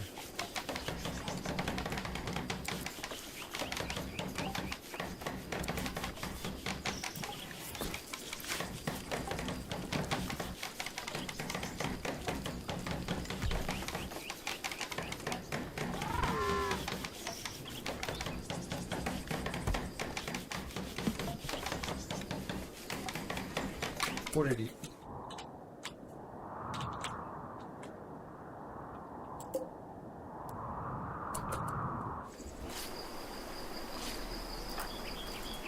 Oh, he's up? Fuck's sakes. What's he doing?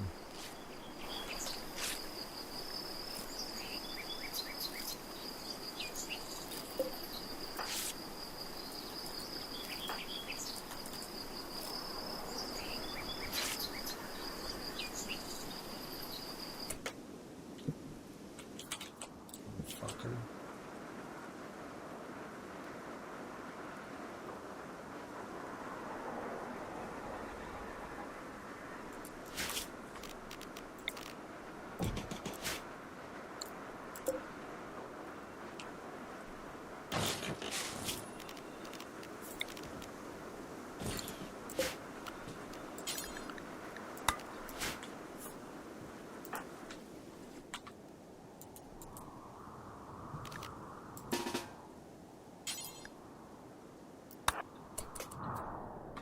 Yeah, there's no way you can overpower her.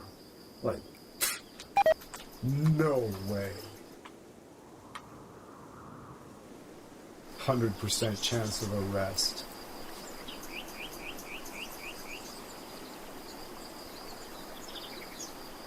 We're gonna capture him, and we're going to recruit him. We're not going to... He's a member of our religion. Of the religion that Midori fucking... created. Or I don't know, maybe it's her ancient family religion or whatever. She's like, I'm the bloodline of this. You come with me.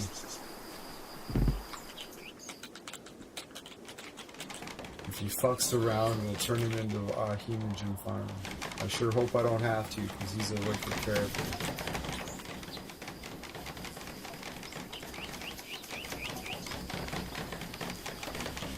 She is the holy patron of his religion. He doesn't know this.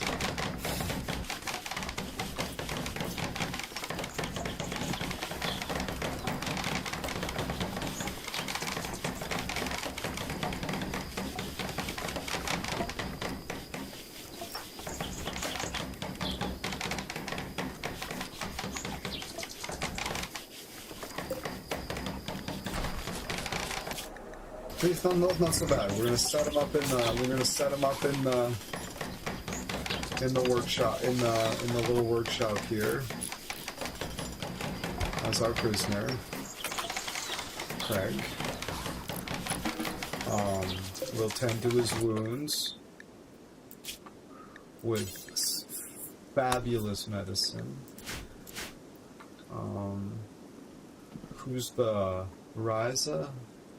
Our plague doctor over here, hard fisting some chop stumps. Close your hair back. Yes. Come on, take care of his wounds. Give him some world-class medical care. How you doing with the plague there, by the way? Hope she doesn't give in the plague.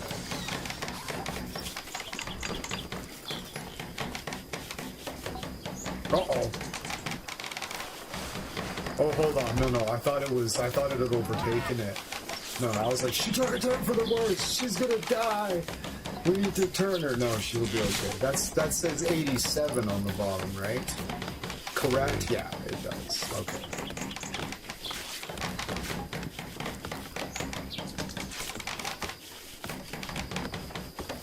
%, bruised candid? Oh. I should see what his fucking wounds are. He's got a cut, a bruise, and a cracked sternum. Oh, okay, yeah. I was like, they better not be all bruises.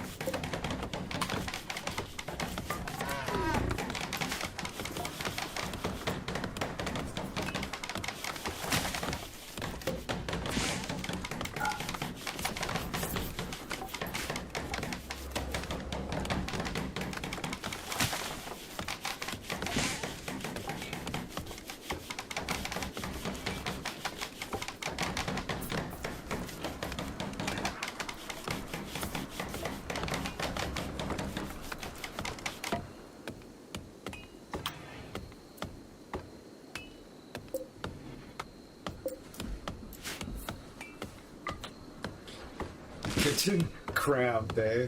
Impoverished, awful.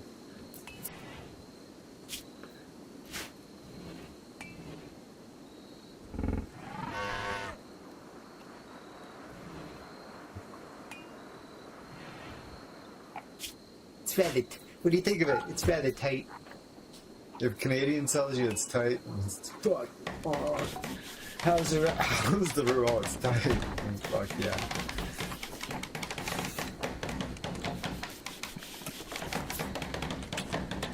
Apparently that's what they used to call getting fucking trashed in certain parts of the United States. We went and got tight. Reading the AA big book. That was the most disappointing part of reading the big book of AA, was finding out about that fucking slang term for getting wasted, getting tight. We learned that reading the big book in group. We were like, everybody was like, it's just old like 20s slang, right? And none of us had ever heard it before. We're like, oh man. I think that's my biggest regret, is like not being able to fucking use that and be like, yeah, let's go get tight. Fuck it. What happened? I got pretty tight last night. Bring it back. You're like, yeah, that was awesome. The big book's fucking actually.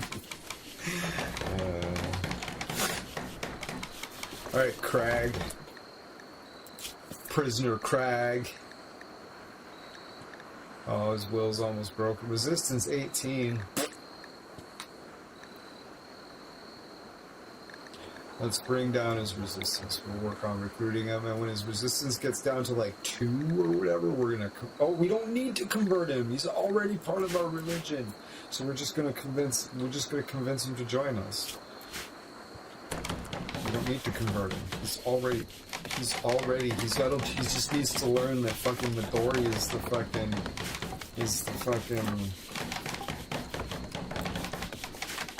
prophet or whatever.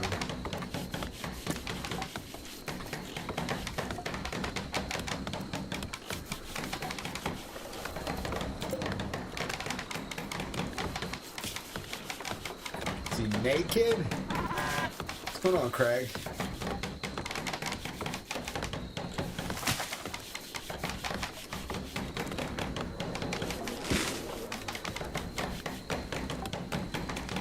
Simon says yes. So what's Ryza doing? She's up working and at night, so now she doesn't have that minus to her shit, right?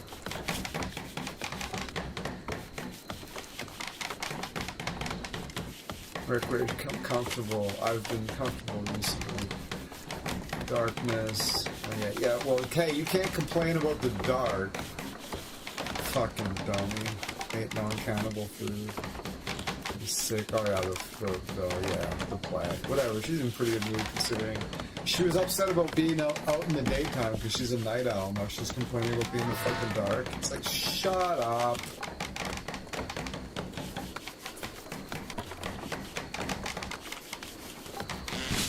See, I changed the schedule, so I'll offset it. She's gonna sleep during the day, and now she's on graveyards. Happy? She is happier. Way happier. She was the grumpiest before. She's fucking good now. Now we just need to stop feeding her fucking pig meat. We need more fucking human flesh. The flesh ripper over here needs to fucking rip some flesh needs to be ripped. The diver, the mercenary. Yes. Yes.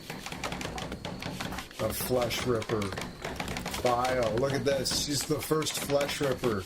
A leader who holds the group together and represents your faction in diplomatic interactions. Leader speech. Yeah. She's a vampire, right? Sanguinophage. But Diver here,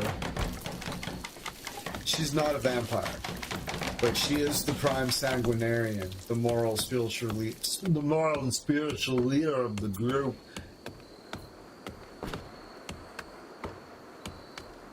So I'm thinking We should turn diver. Will I regret doing it right away? Maybe. But I'm gonna follow my gut. And we're just gonna fucking do it, eh?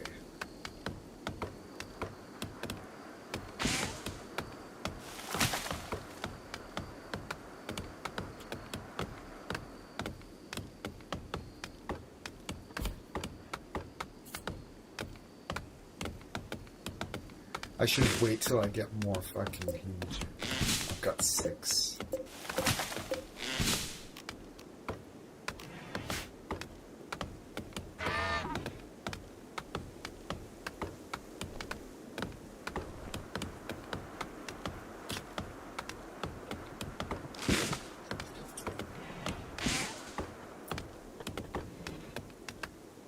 We need to get raided.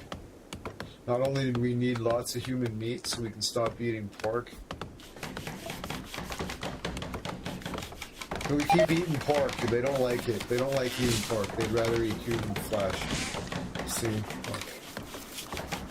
8 non-cannibal food, -4.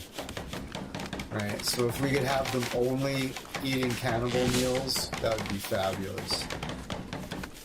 Who's the best cook? Oh, she's a really good cook, okay.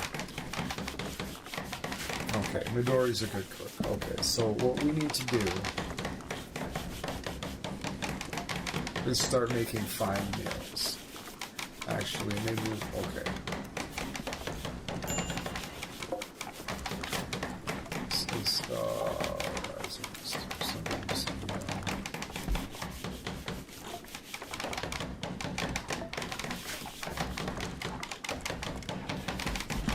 actually, we need to get that. We need to get them both on that.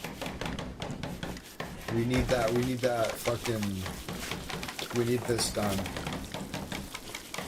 It's only 200. We need it done.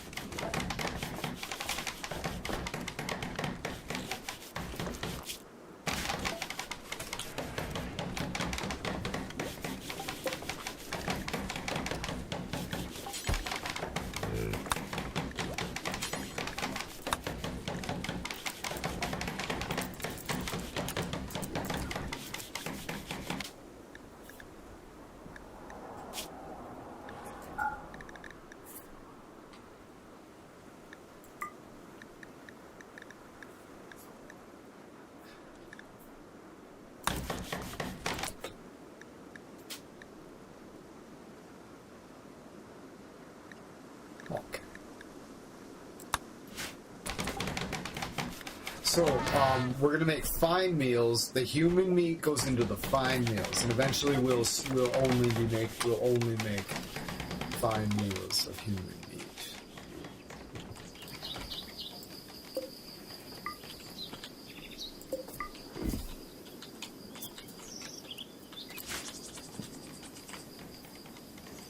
But we do need to.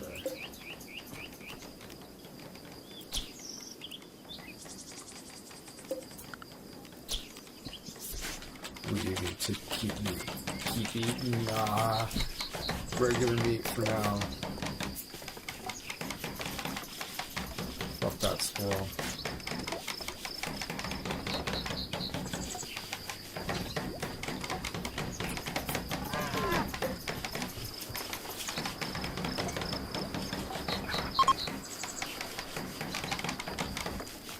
Oh, he doesn't like those guys, eh? Huh. Interesting.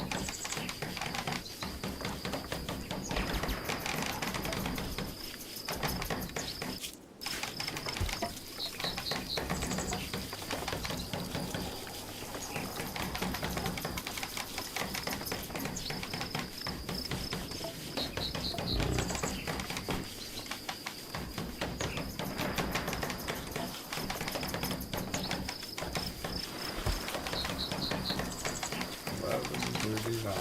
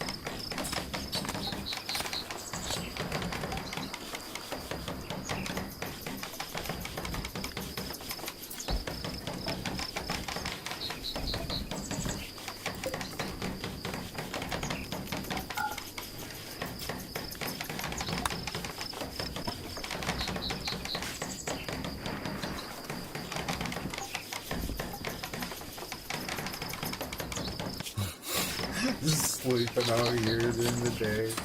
Oh god.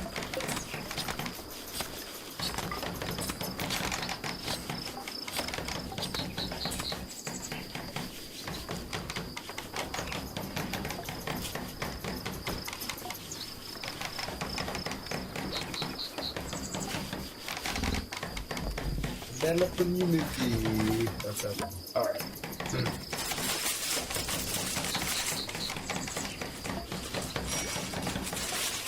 Playing a Schnapster.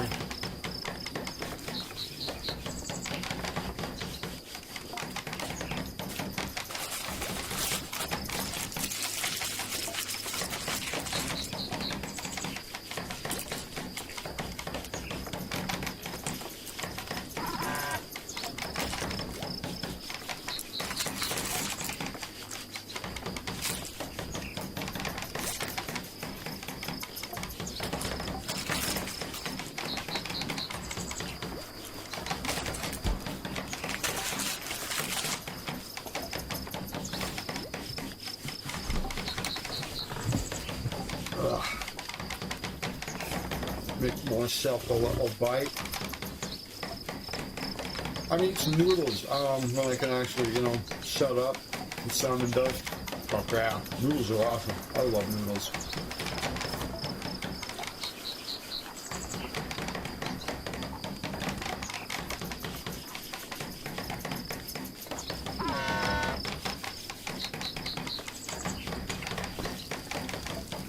Cheap dollar store Ichiban noodles.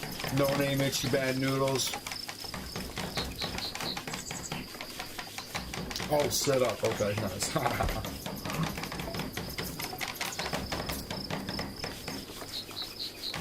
Those homemade noodles that are thick and wide. They're like kind of like medium chewy. They're just like homemade chicken noodle soup noodles. They're like big and fat.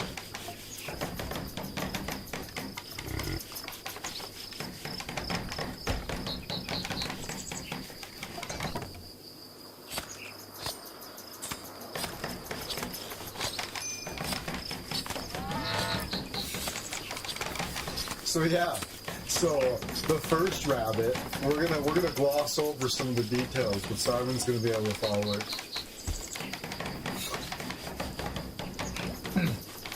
Yeah, the snake food.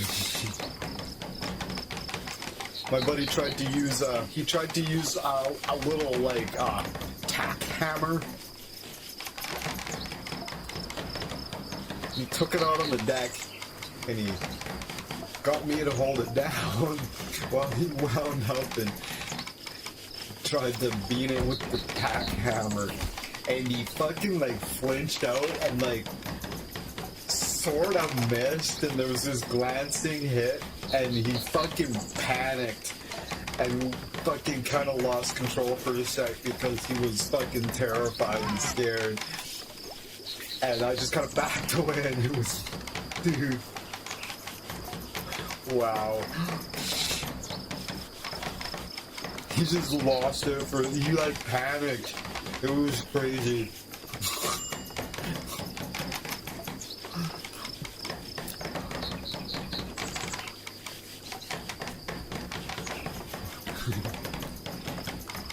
was like, I should remind him of that. And I'm like, no, probably you shouldn't. Hey, remember that time?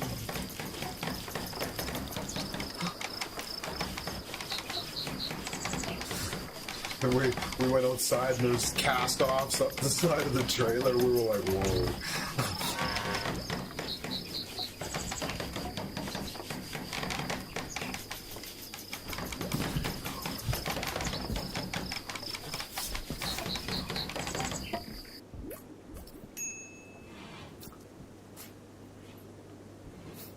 Then he was like, you need to devise a better way to do this. I'm like, okay.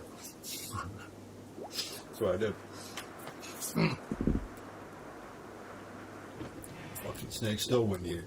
Pissed off. What a waste of our chi. Stupid snake wouldn't even eat the rabbit.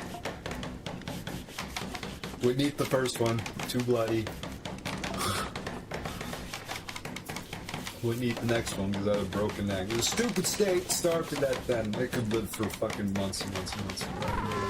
A Burmese python. Jesus Christ, I hated that thing.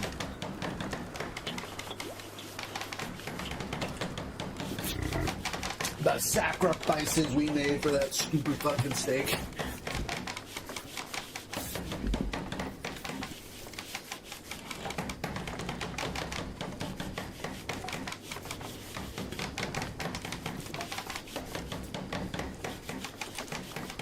Boy, I had nerve damage in my finger because of that snake.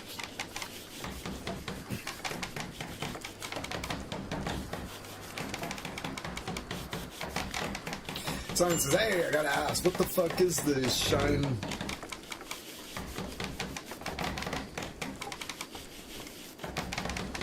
The dog's digestive system made it? I don't know the cheens.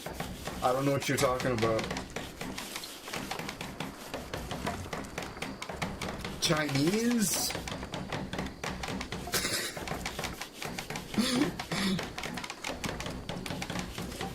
You don't like Chinese food? Am I on the right track?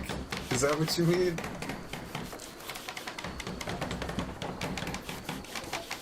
Yeah. Well, you don't like Chinese? I love Chinese food. Oh, it's good. Oh, yeah. It hurts your tummy? Maybe you got a weak tummy. Never consider you're the problem. He's like, no, I'm just laughing. I was strong.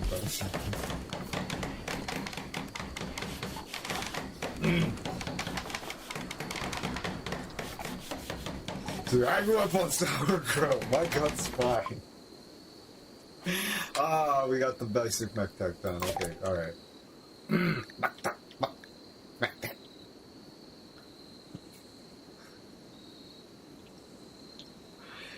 I'm all of a sudden reminded of the time that, I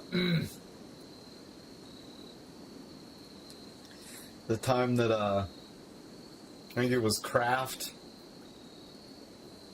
All across Canada.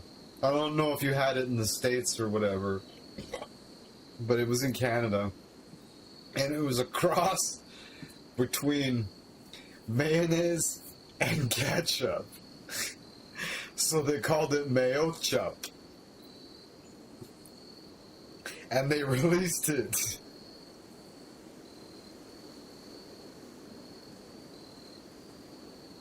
I won't tell you what Mayo Chup means in Cree, but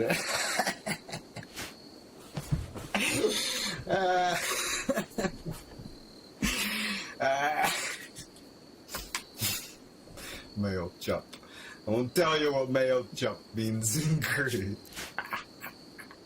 All of a sudden, the indigenous community, a bunch of the indigenous community of Canada were like, what's it called?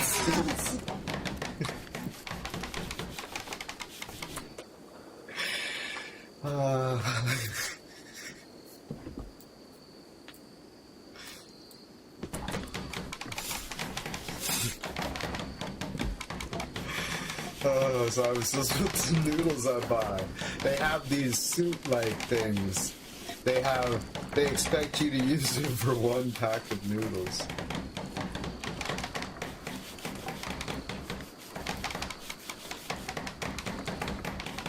Yeah, I don't know what you mean.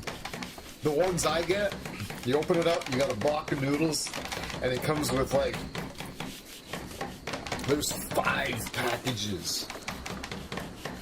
But there's two, there's a spice one, and then there's a dried vegetables one. You can fold them together and you can rip them open together. You can throw them in like that. And then there's 3 different pouches of spices. There's this oil thing. You peel it open, you push the oil in there. And then there's the hoisin sauce or the teriyaki or whatever it is. And then there's the hot sauce. Bamboo sauce. Is that the really oily one with the little white chunks in it? But yeah, there's 5 packages in the one I got. It's called Mi Gorenge. We Gorenge.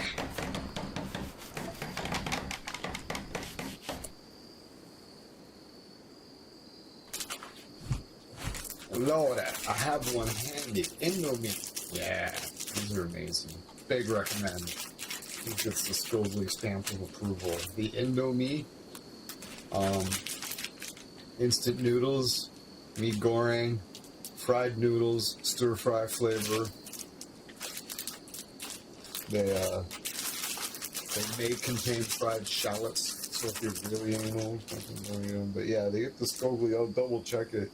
They get the Skogli stamp of approval for being fucking not just vegetarian but vegan. They're great. Well, they can't be vegan because they might have crustaceans, fish, eggs, and milk in them, but that is vanishingly unlikely. And even if they do, I fucking could care less. Even though I am like, you see. I don't drink milk. I don't eat eggs, but like I don't eat eggs. Like I don't fry some eggs or like that. I used to love fried egg sandwiches and shit, but like I don't eat eggs. I don't drink milk, but I will eat ice cream, and I don't buy special bread. So I'm technically not a vegan, but in like every hour I eat cheese. I'll eat ice cream. Cheese. I won't eat yogurt. Ice cream, cheese, and I don't buy special bread. And if somebody has a birthday, I'll eat their fucking birthday cake. You know what I mean? But aside from those exceptions, I'm 100% vegan. Aside. For ethical reasons.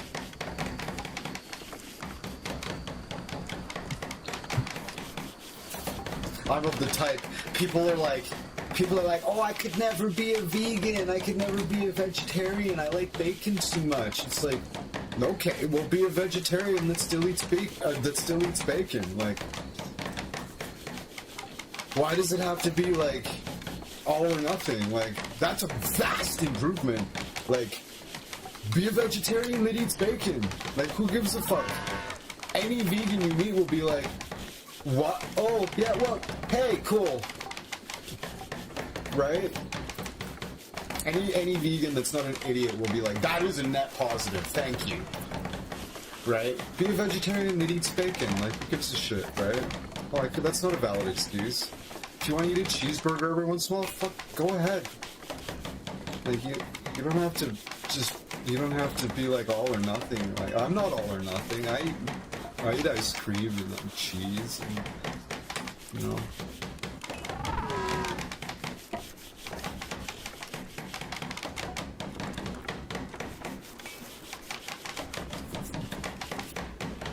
If I go to a restaurant, it's easier to just, I'm vegan.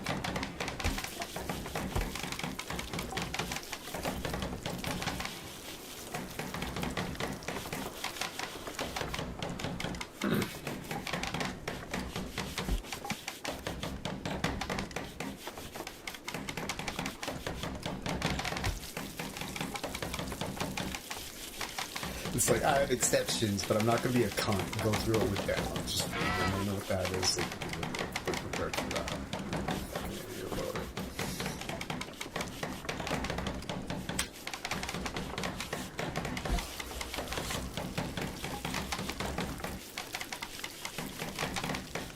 Most people are like, well, that was Just, in a restaurant, it'd be all or nothing. Like, come on.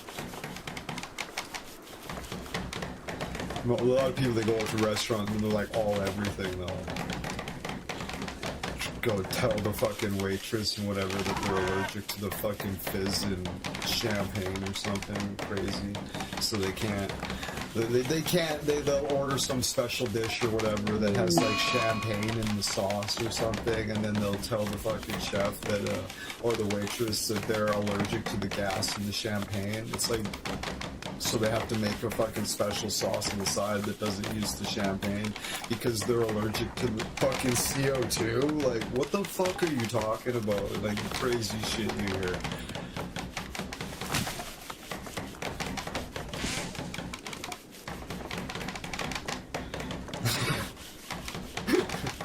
I'm allergic to CO2, she says. Okay, like, fuck. Wow.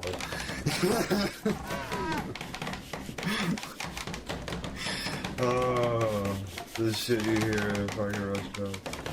God.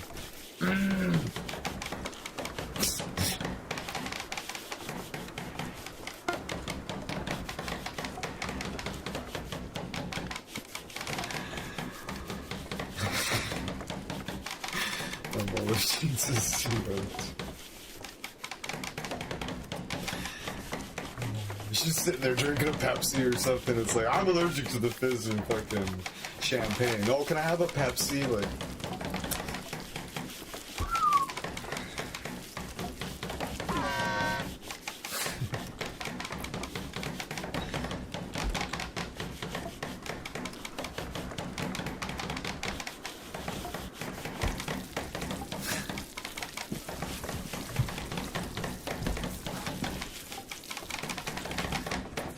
more water, sir.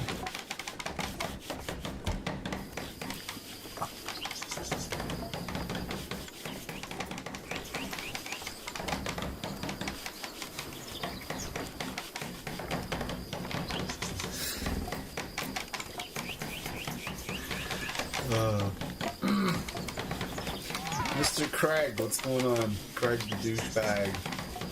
Craig the bag. Cristobal Craig? Ball Craig.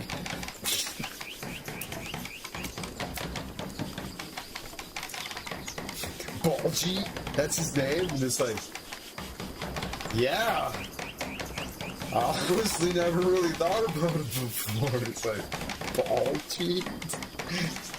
That's his name? It's like, yeah. He's a great guy. I like him.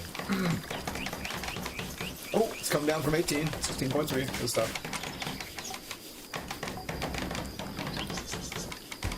And then, hey, you know it's 2026 when you're in the grocery store and you hear Kronk on the radio. Lil Jon screaming about fucking sweat running down his balls. You're like, wow, what a time to be alive. From the window, to the window, to the wall, sweat drips down my balls. It's like,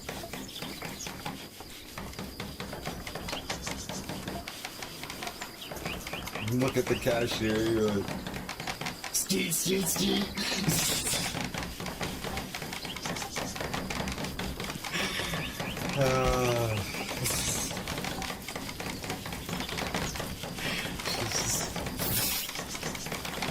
Simon says, I think my cat's still hungry. He's a liar. But I don't think there's anything else to give him. I think your cat's full of shit.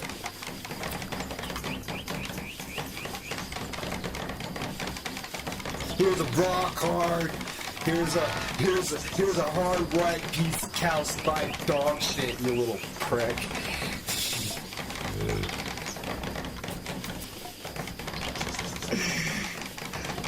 He's a void. Yeah, he's a fucking black hole into another universe. He's one of those. If you got any D&D players in the house, he's a fucking bag of holding. You just open it up and he's just infinite inside. Oh, it just gets really fat. He's just like, I'm fucking empty. Get in my belly.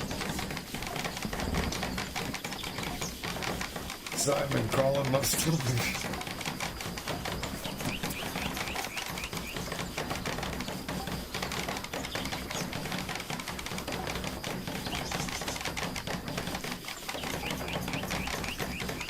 I fed my cat my bowl of Ichiban noodles. How spicy it was. It's the hottest product. It's the hottest commercial product I ever encountered. He loved it. Kitty's over in the litter box. Oh, fuck you. Eat my food, you son of a bitch. Food binge, Midori, yeah, whatever. This happened because of poor mood. What's going on here? Why are you in a bad mood?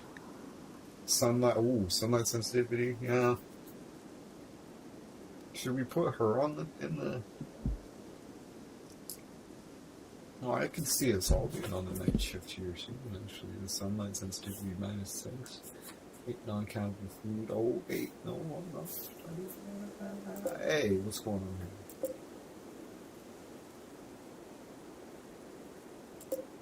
Why is this... Oh, what? Hold on. Oh, it's a slow.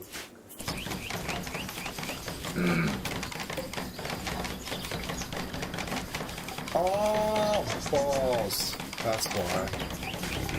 Oh, I didn't put a thing on it.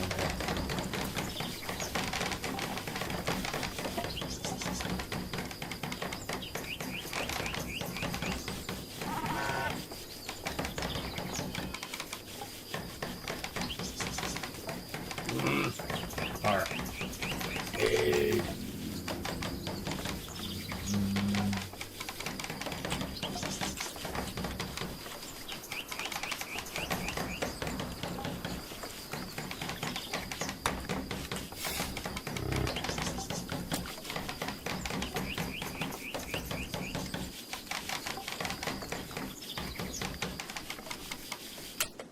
We had a research oh, hold on. Where's our fucking thing? Where you at?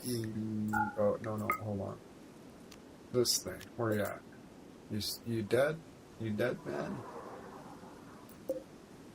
Constructoid energy. Oh, he's doing pretty good. He's got decent energy, like quarter left. Okay.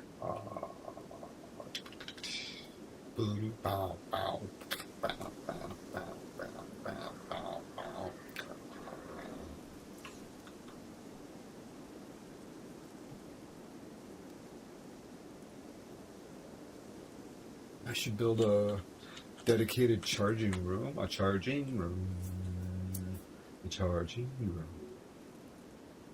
Okay, I have an idea. Make it out of steel. Simon says, "Hey, do you think some people want to see what I'm up to? Like when we play? Yeah, that's the thing.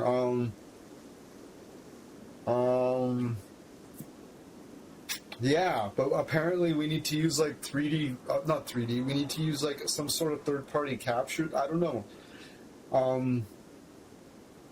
When I tried, I can stream it because I can use the, just the main, I can use the desktop. Like, I can capture the desktop through OBS and it's fine, but it'll capture everything, right? Any notifications pop up, everybody can see them, right? Not that there's nothing like private popping up, but like friends are playing games, or if we get any warnings on the screen or anything like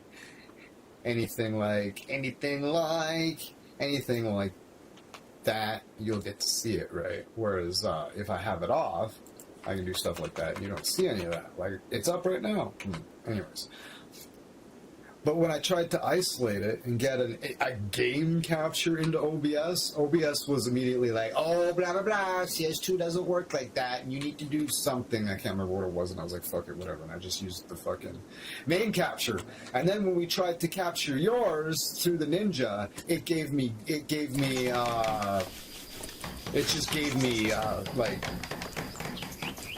fractal nonsense, right? It didn't work either, so, we tried to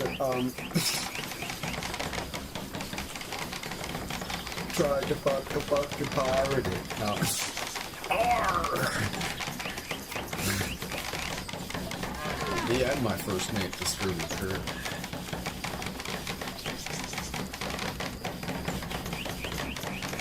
Yeah, the capture didn't work, so we gotta do something. So yeah, that would help. I could try to capture it again through OBS and see what it tells me. Look at it again. It's probably a common problem. I'm sure it'd be easy to look up though. But yeah, you might need. I don't know if we'll be able to. It's just this whole thing, right? Yeah. It just adds this whole other extra layer of nuisance. It's another program we have to run in the background. It's like, fuck. But yeah, ideally, that would be great. That would be, if it's not too bad, we'll do it. But I need to look at it again. We just didn't have time to do it.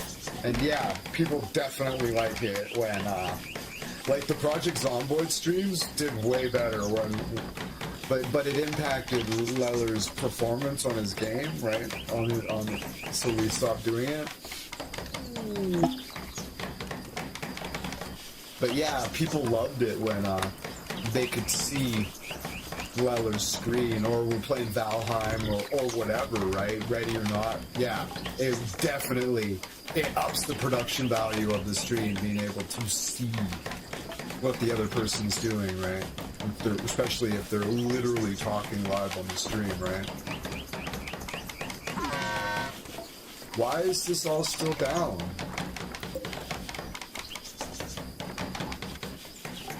The solar flare, oh, okay, there it is, okay. I thought the solar flare was done. Oh, hell yeah. Love looking what Leller's up to. Yeah, exactly, right? It's awesome.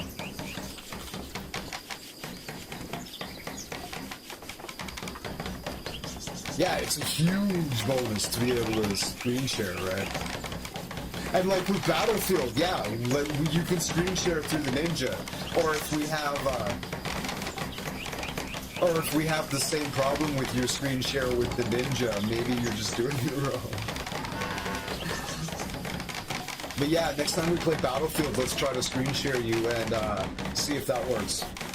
Right? Because if it doesn't, there's no reason why it should. So then we need to, you might be doing something wrong, which you probably aren't, but like I've never. But yeah, you just click the button, screen share, right? It's obvious, right? You can't fuck it up. But yeah, we'll screen share with Battlefield for sure. We just might not be able to with CS2, but we'll give it a shot. We'll give it a shot. Because I've never seen the Ninja from your perspective. Yeah, cool. I've never seen the Ninja from your perspective. I always have it. I've only experienced it in director's mode. So I can't tell you with any certainty like what to do, you know what I mean?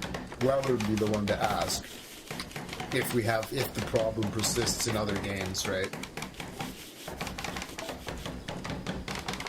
I'll use OBS and stream. Yeah, that'd be wicked. And live stream with OBS, and you have the Ninja running in the back to get your screen on mine. And I could...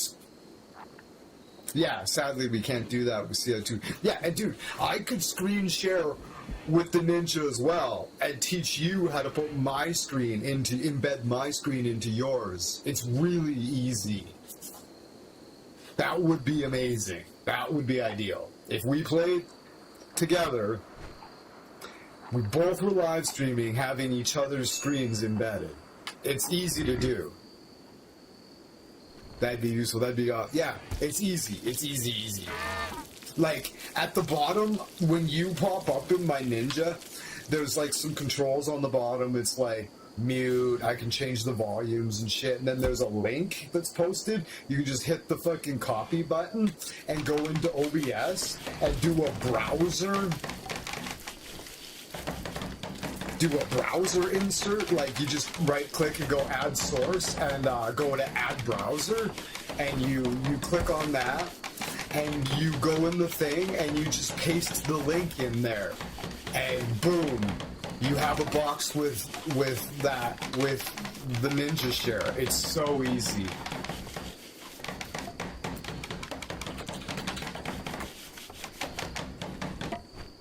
Yeah, you just go into the, yeah, I got the guest one here. You just go into the properties, you double click it, yeah, and then the top one is the URL, and boom, you drop it in there.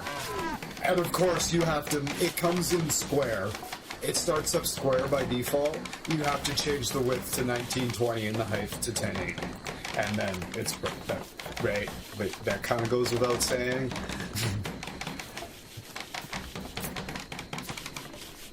You could eyeball it or whatever to fit. I suppose you could just grab the fucking box and just stretch it until it was the right size. But it's 1920 by 1080.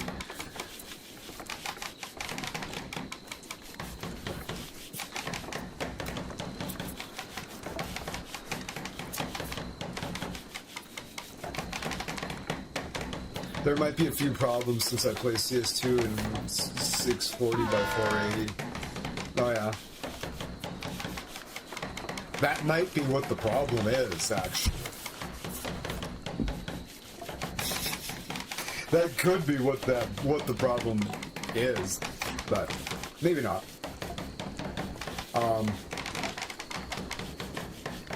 680 by 640 by 480, actually that's like the same ratio. It's the same ratio, so it shouldn't matter. It's mathematically the same ratio, so it shouldn't matter.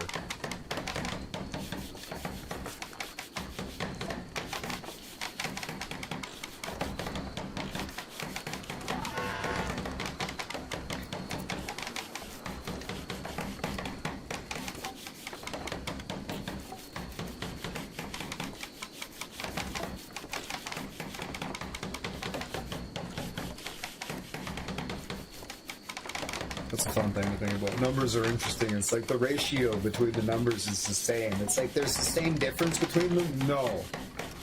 Sort of. In relation to the size of the numbers themselves, yes, it's a ratio. And it's an identical mathematical ratio, right? When you make it, it's just when you make it the same size, it's just there isn't as much information there and it gets blurry. But when you do it smaller, it looks exactly the same, right? Right? Because what you're doing is you're shrinking it down and then blowing it back up, so you lose resolution when you blow back up, right? But when you shrink it down to 640 by 1080 or 460 at its actual size, you actually have the same resolution as 1920 by 1080. It looks the same, it's just smaller.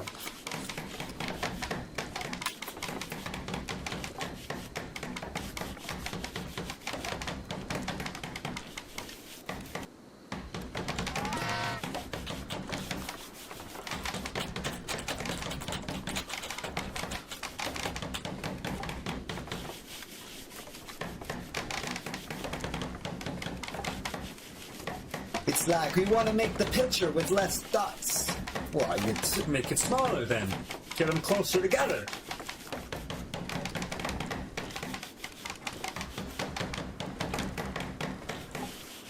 I want to make the picture with half the dots, but I don't want to lose I want to make the picture with half the dots, but I don't want to lose resolution.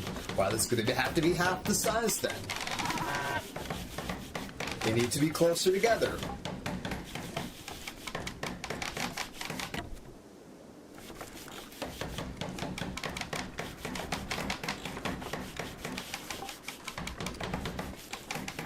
If the picture has half the information and you keep it the same size, you see that visually, which is fine in a game like that, right?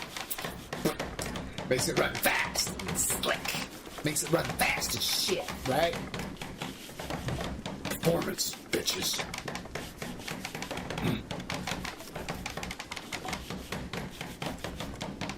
Doesn't need to look pretty. It needs to fucking work.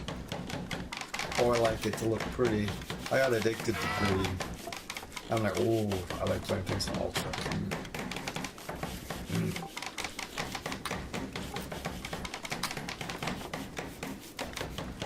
I'm still perplexed as to why fucking Red Dead was bogging out.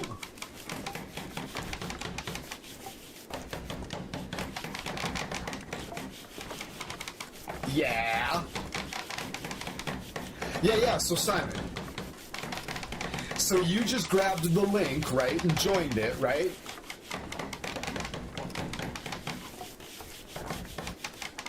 Yeah. Right? So, if you give somebody else that link... Oh, yeah. Okay. So, if you go in to the ninja, into the link that I gave you, even if I don't have the director's panel running, you can still join that page and use it with somebody else if you share the link with them. Isn't that rad? I don't need to have the director's page open for that link to still work, and you guys could still use it and interact together and paste the links around and use it in your streams and everything, right? It's like our little room, right?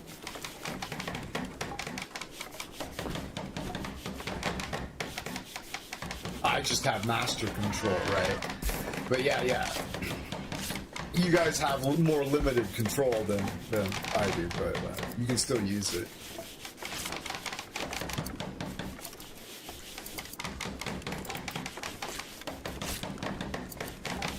I think I gotta use entire screen. It's the sound. Well, let me just jump in the Ninja and see if I'll give you some feedback. Or yeah, jump in the Ninja in the one that I sent you, and I'll jump in there too. Man, that's some trippy shit. So yeah, and I'll tell you, yeah, that's good. That's a nice clean share. Okay, see it, fire up CS2 and see if you can share that. See if it comes through. Because if it does, we'll fucking booyah.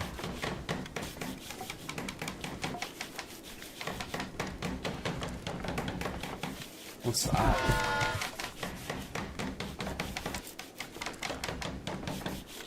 Oh, the periodic table of elements.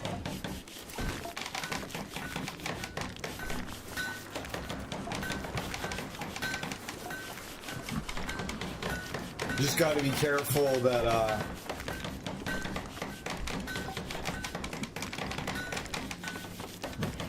oh, looks good so far.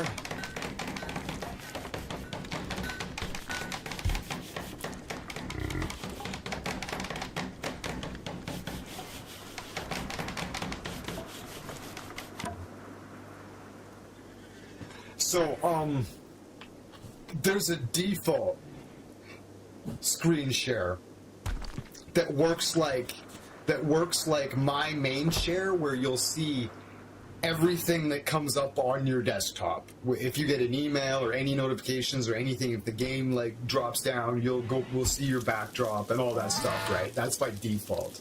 Now, I don't know how to do it, but after streaming with Leller for about a year, all of a sudden he was like, I figured out how to isolate the game and share the game alone through the Ninja. So you'll have to ask him how to do that, because I don't know how to do that.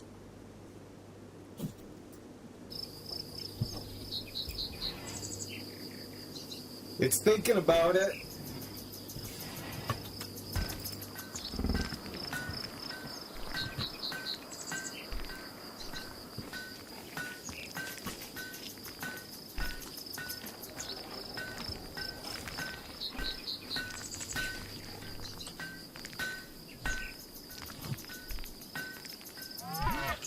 was like that. Freeze.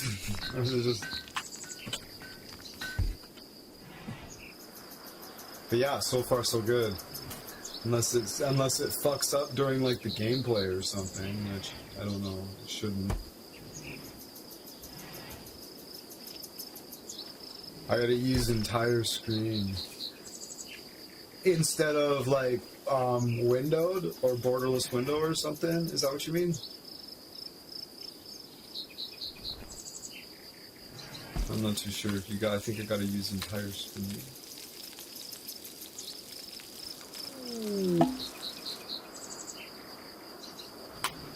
What's happening? Got food. We got 4 hemogen. Mr. Craig here, prisoner. 14.3 down from 18. That's alright. Going along.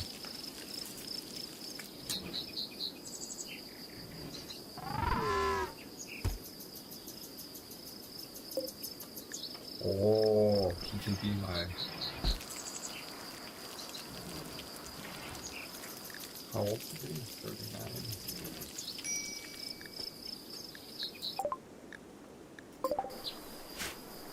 Looks like he could be my mate. Yeah, I was like, Jesus. Might be impacting having stuff running in the back. Do you have OBS running in the background? It does all add up. You use them independently, all just fine most, and you're like, yeah, I'll run all 4 of them together at once. And you're like, oh, the Ninja's really super lean. That's why they made it.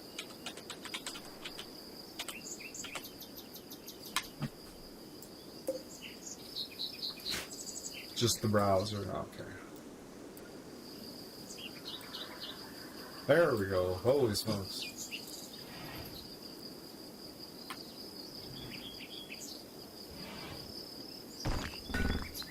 Did you just freeze?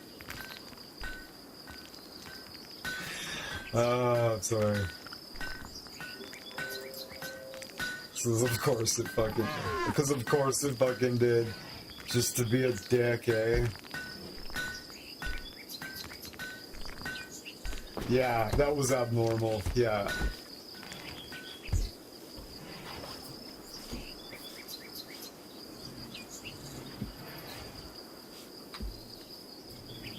Now, okay.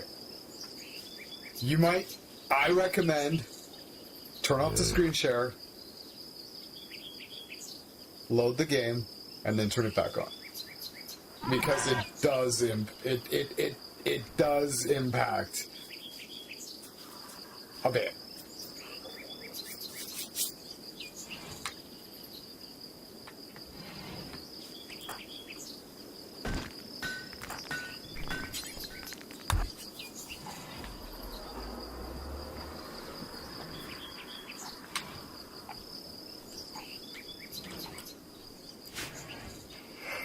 Yeah.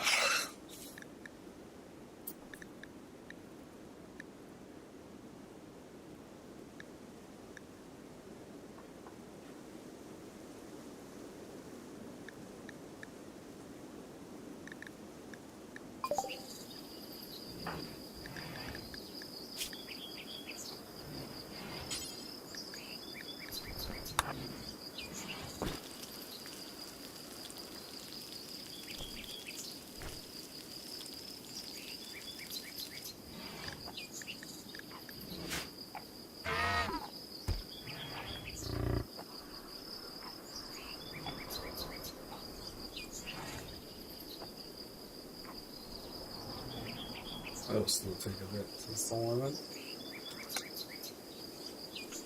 Oh.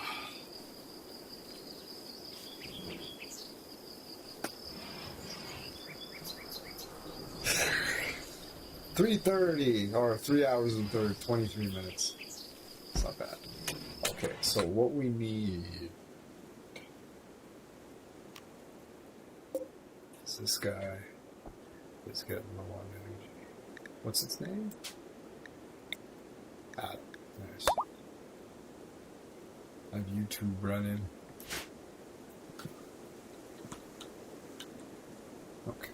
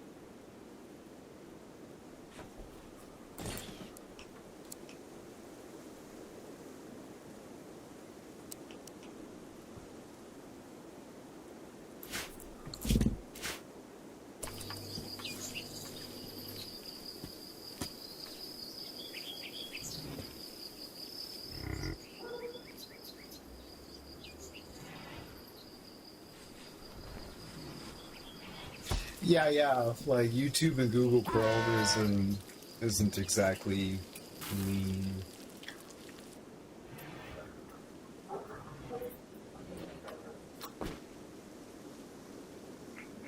Ugh.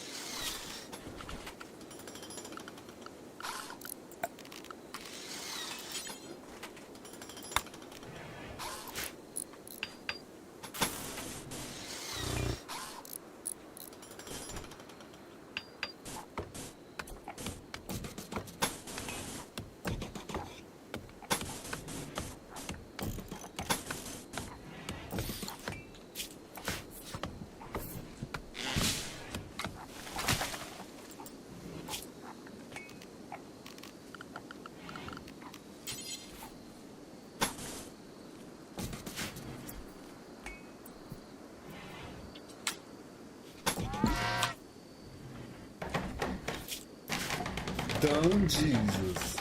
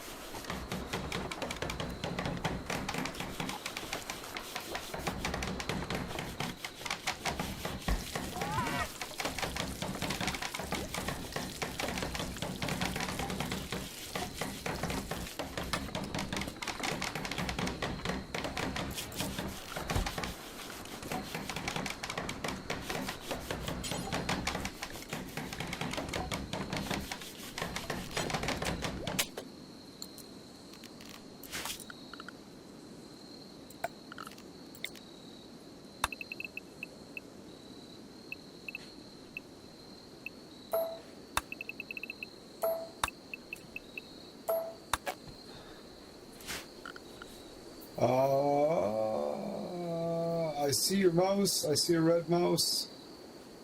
I see a red mouse and it moves around the screen.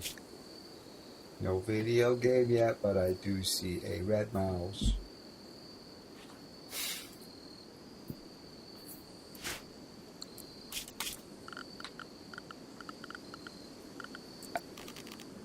Morbid limestone.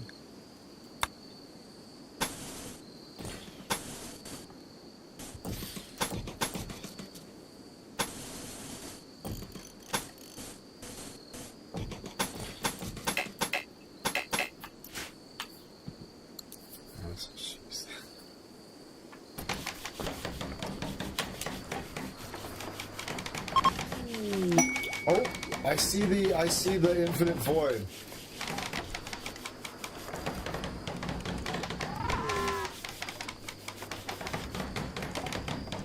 Yeah, all I could see was the mouse, but I looked away for a bit. Now it's back to the Inception mode.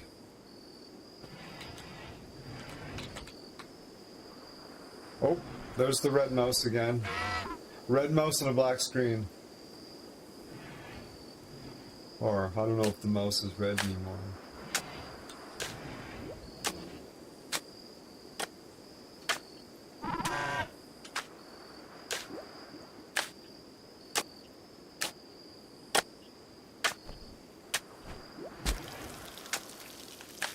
Ooh, leather display in the long dark. Nice.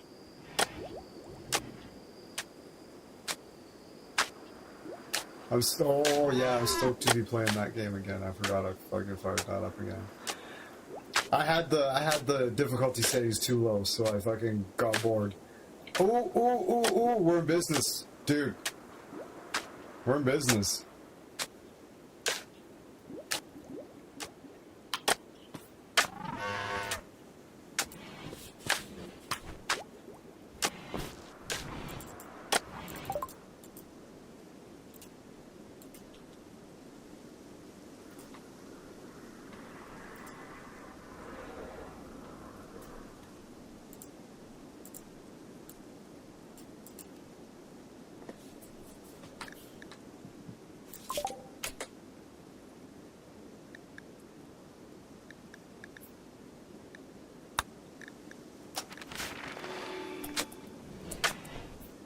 Cool, eh? Nice.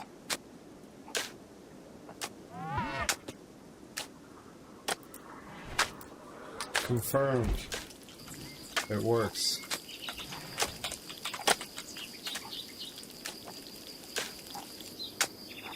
We had the settings too easy and I got bored. I was like, well, I want it to be more of a struggle, something I could be proud of. I kind of want to start to die. I want to push the limits. I want to overcome. It's going to be amazing. The long dark's gnarly.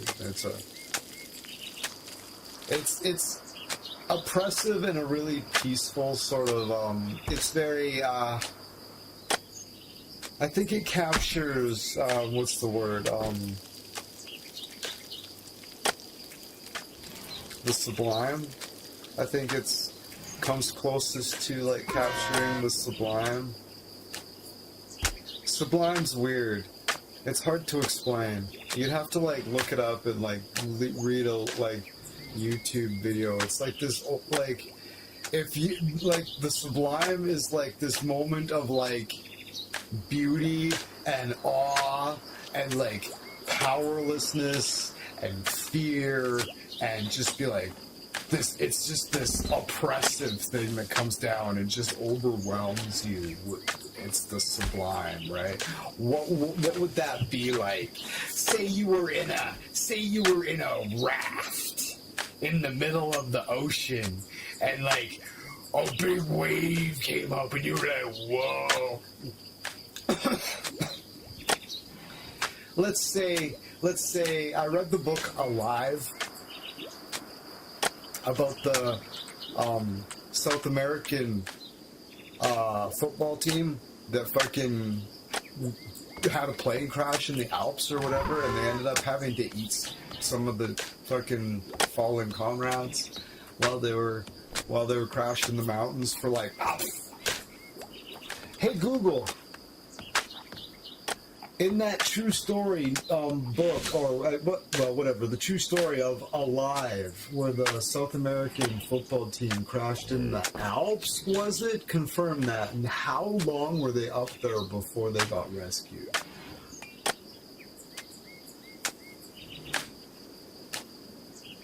It was actually a Uruguayan rugby team that crashed in the Andes Mountains, not the Alps. They survived 72 days before being rescued in December 1972. Uruguayan rugby team in the Alps. In the Andes. What did they say? Yeah, whatever. Anyways. Yeah. Fucking hell. Dude, okay, so 72 days. That's intense. But anyways, they got really desperate. And these guys were like, all right, we're going to climb to the top of that mountain and just get a look around and see if there's any hope at all of us hiking out of here. And they did that. They did that. I think it took them 2 tries to get up there and succeed, to be able to see out. And when they finally did that, they came face to face with the sublime. As they looked out in just absolute divine horror all they could see in every single direction was the peaks of mountains in every direction. They were like right in the fucking middle. That's the sublime. This is the most beautiful thing they've ever seen in their lives.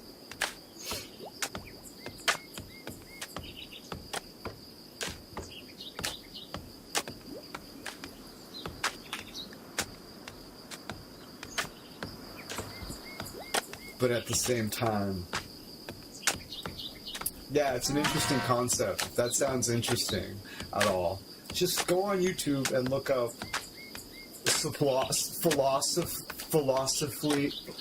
philosophy of the sublime or whatever, and just listen to people who know what they're talking about, like talk about the sublime. It's pretty cool. But yeah, as for the video games I've played, I think the Long Dark is really oppressively gorgeous and peaceful, and even when you're freezing, and even when you're freezing to death in a blizzard, it's still just like, yeah, this is still kind of peaceful. I'm just gonna curl up. You just lay out your fucking bed. I just made I had this much health. I was freezing to death, and I had enough wood I had enough wood to make a fire for like 6 hours or whatever, and I was like, I made a fire. And it's just a teeny little bit of health, and I made myself a cup of herbal tea, and I drank it, and I laid down to die in my sleeping bag,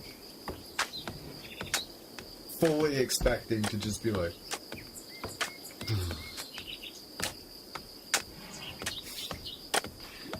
right. I woke up. I had like a quarter of my health. I was like, oh. Packed up camp. I had no wood. Started trucking along real slow because I've been sleeping for like 2 hours in the fucking cold.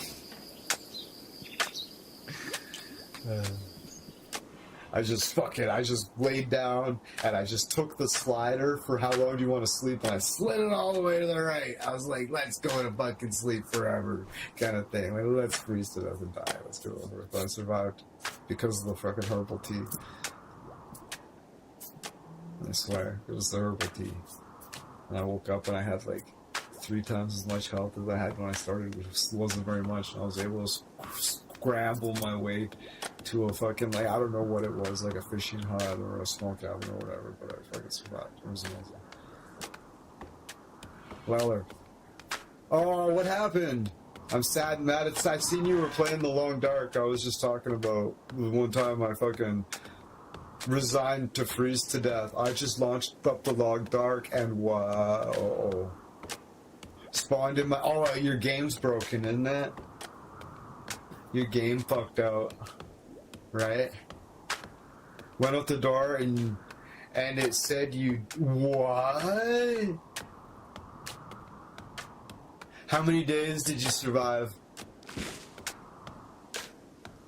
It was over 200, wasn't it? 75, okay, that's pretty good. I thought it was over 200. Yeah, that's balls. Yeah, it's totally BS. Yeah, you were saying it was glitchy. It was starting to glitch out, though, wasn't it? Yeah, no doubt. Yeah, I'd be pissed, too. It'd been starting to bug out for a while, though, hadn't it? But still, having the final clincher come down and fucking balls sucks to have that much time in. Nah, it's way further than I've ever survived. I don't know what my. I'll have to fire the game up and look at the records to see what my. It's not even like you were using a what do you call it? It wasn't a. I pressed respawn and the game crashed. Oh. It was going fine, but I went out the door and it said you drowned, literally for no reason on my porch. I pressed respawn and the game crashed. Oh. And the run is just gone. Yeah, it's over. Yeah, you died. Yeah. It's over. You died. Ball dander.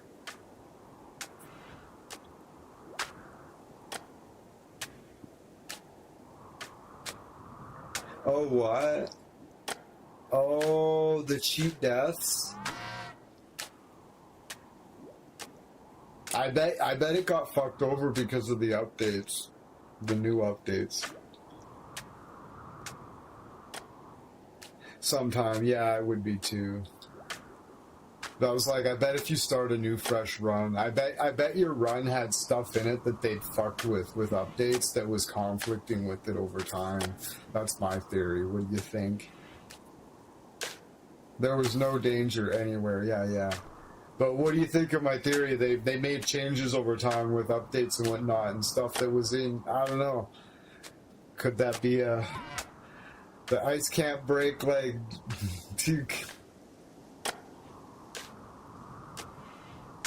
killed almost every bear. The ice can't break until 2 kilometers out.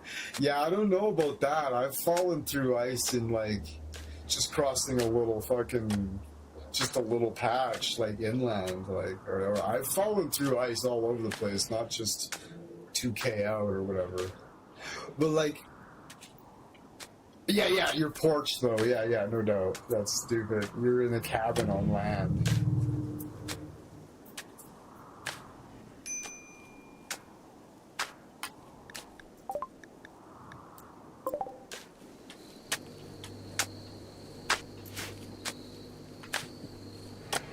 Yeah, that sucks. That sucks balls. Pretty good. We've just been chilling. Oh, she's got her silver mask on. Did she make it good? Awful quality. Oh, that's terrible. Oh well, whatever. It looks cool. The silver mask. It's part of its charm.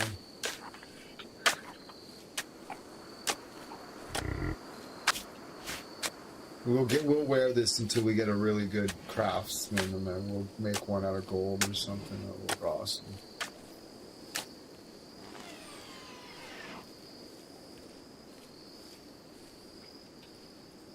Yeah, everything's working great. RIMWORLD works great,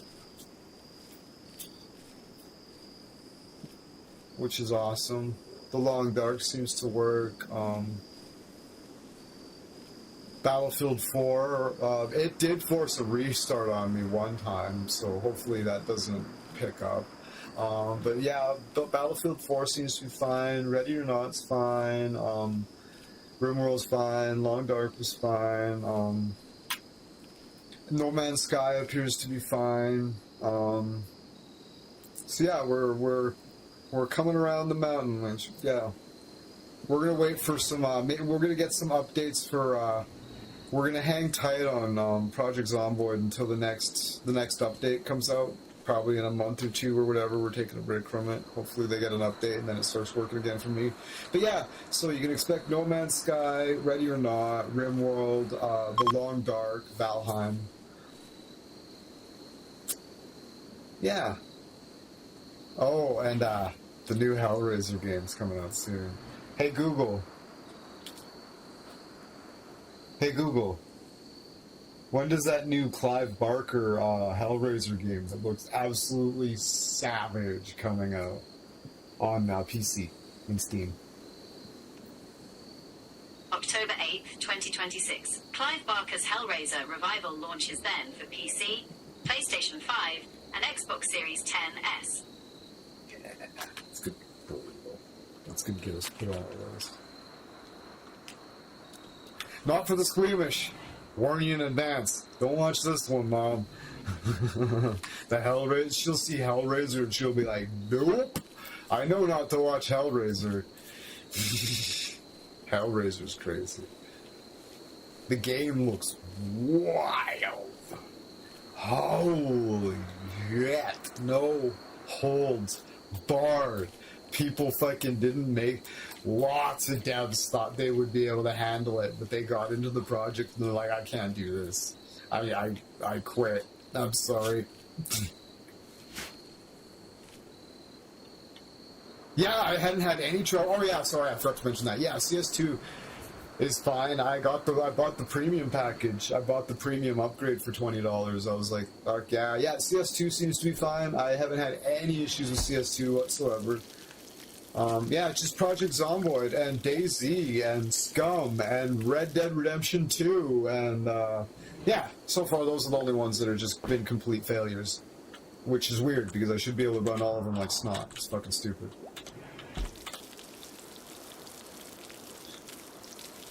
Project Zomboid? Come on.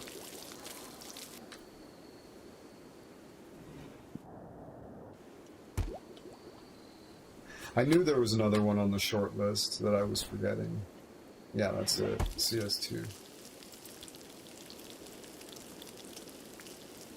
Darkwood is amazing.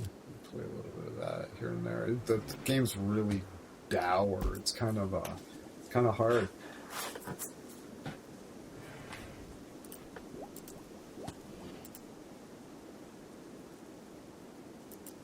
No. I can't. Are you sure you're in the link that I sent you?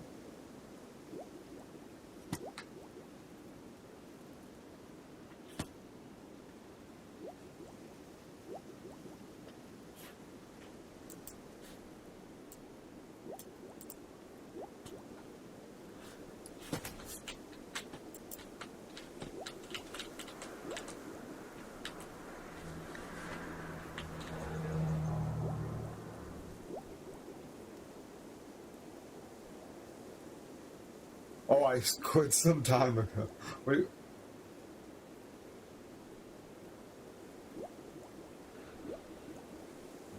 Oh, yeah. I was like, you asked if I could see your screen share. Yeah, I could.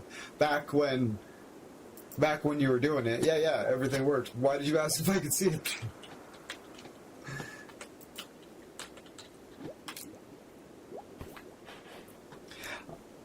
Yeah. Everything works great. Yeah, confirmed. I thought you were doing something again, so I double checked. I was like, I'm not sure. Yeah.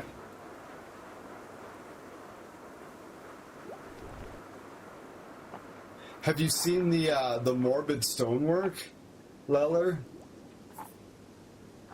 Yeah, see it a bit, Simon. Have you seen this flooring here, this morbid tile?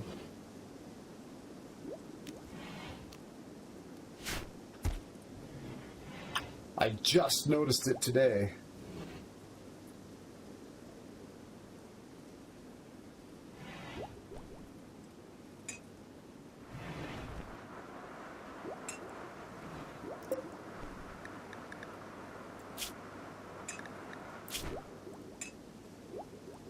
Resistance is down to 10.7. That's great. Leller, this guy we captured, he's already our religion. He comes with our religion. He's neutral. He dropped in a pod, and he was injured a little bit. And by the time I got to him, he got up already, and then he started to walk away. So I captured him, and I'm going to convince him to stay. We need to make him some clothes, though.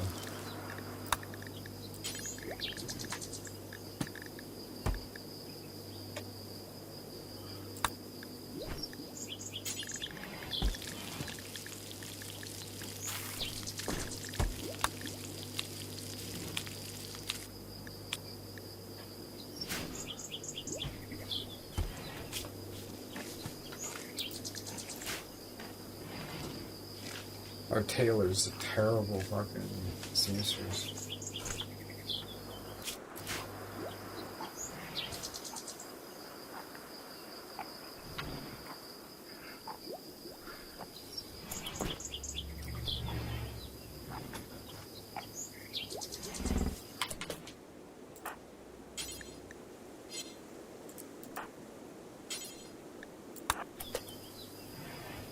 it's important, they won't fucking do it.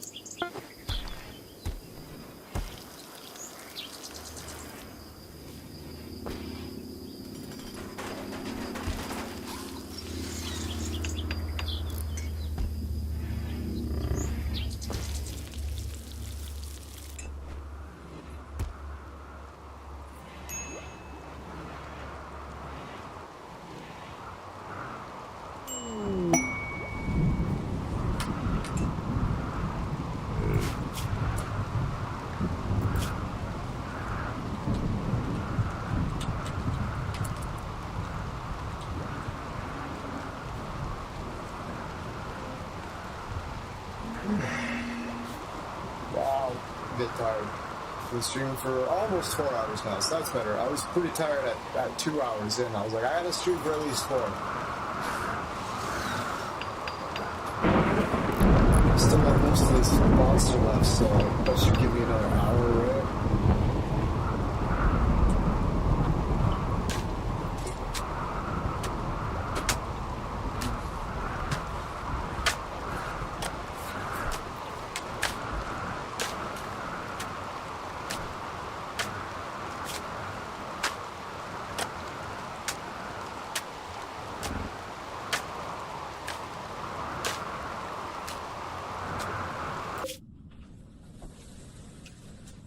That's not far.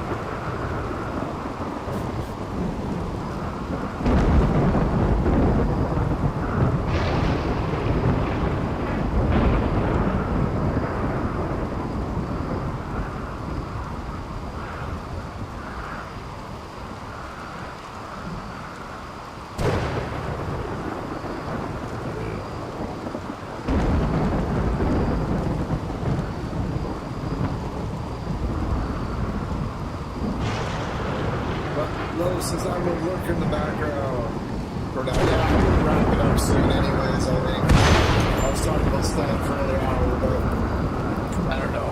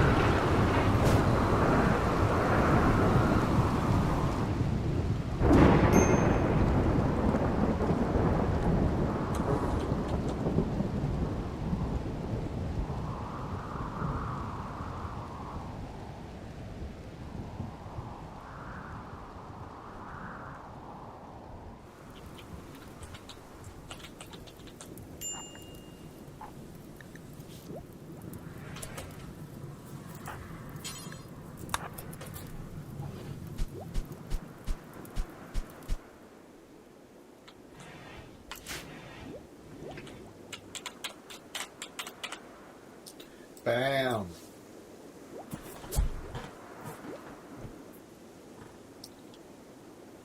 But yeah, I think yeah,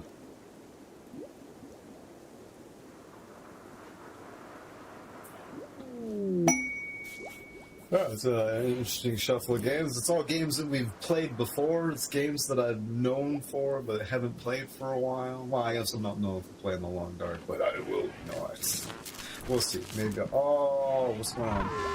No wood. Balls. Okay, that's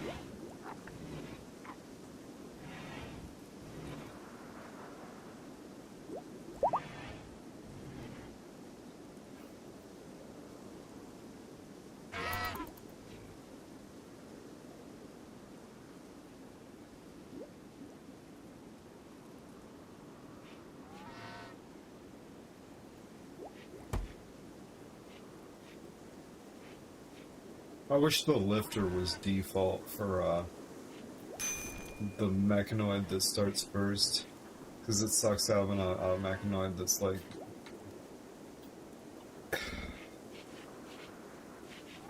the lifter's always got something to do, no matter what.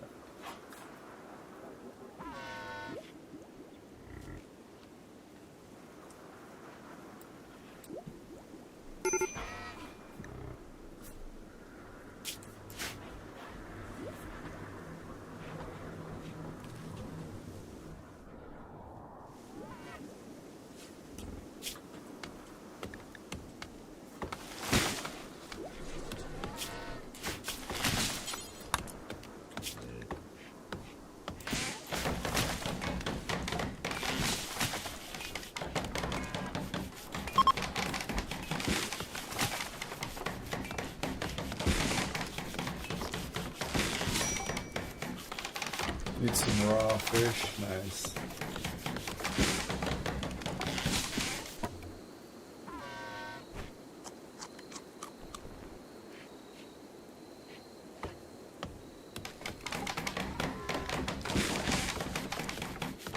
Right, now the lifter would already have those fucking... The lifter doesn't have to do anything but move stuff, so while they're working and cutting down trees, the lifter would already have these filled.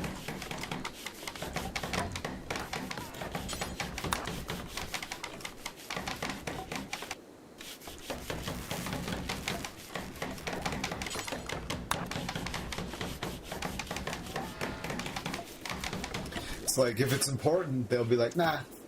It's consistently, they'll be like, what's the most important thing? And they put that off till absolute last. Mathematically, what's the most important thing? They'll leave it to last. It's ridiculous.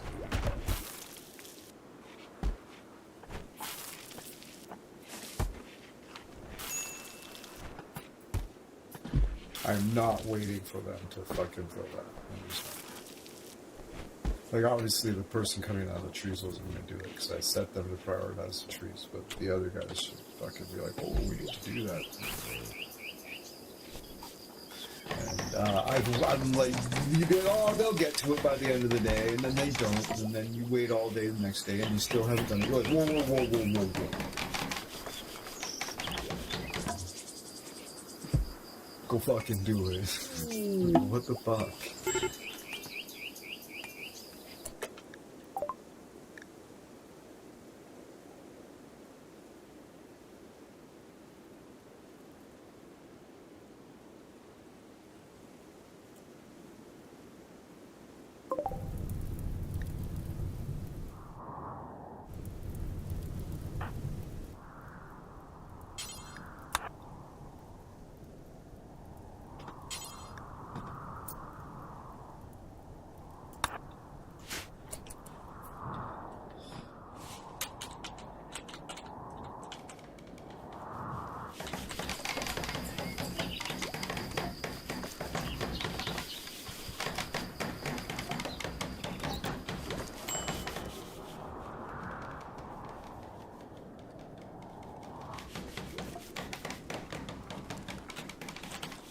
Well, we've cracked 4 hours.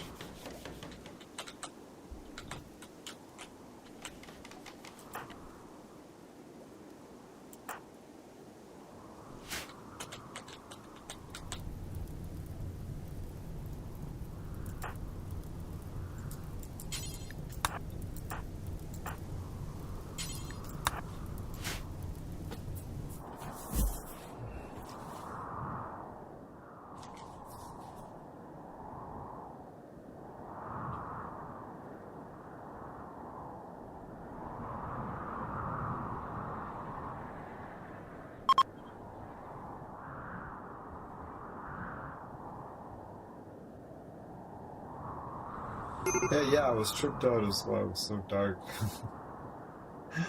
That's funny. The eclipse, yeah. Well, I didn't know what time it was, like 1 p.m. I wasn't even considering that. I'm like, it shouldn't be, all I just knew was it shouldn't be dark right now.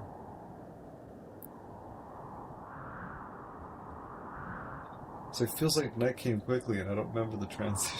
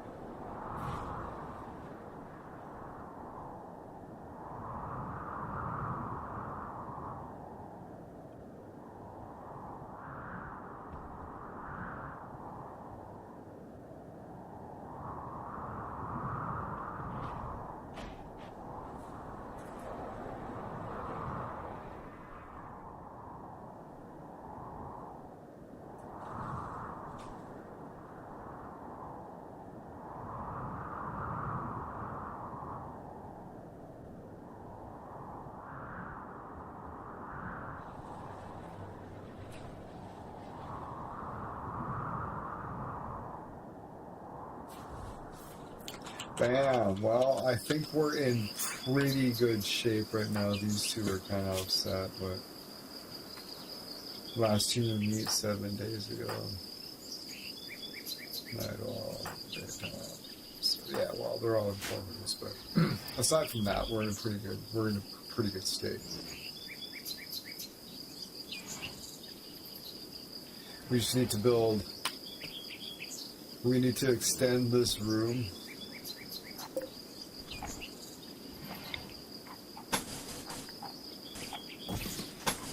Basically.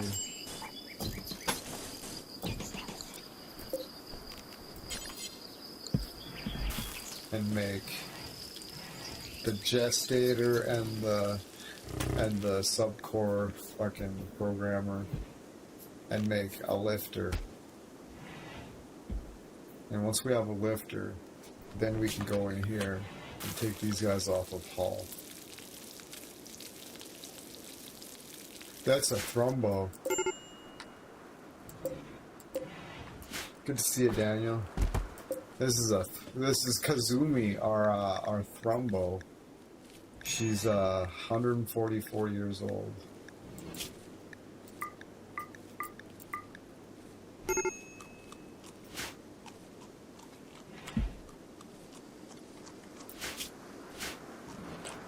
She's tough as fuck. But she'll fucking kill a horde of fucking bandits all by herself. They'll fucking fill her with holes. She's tanky as fuck. Well, I don't know, they might kill her, but I don't know. She's very strong. Like she'll take a fucking whole pile of bullets to it out. Like lots.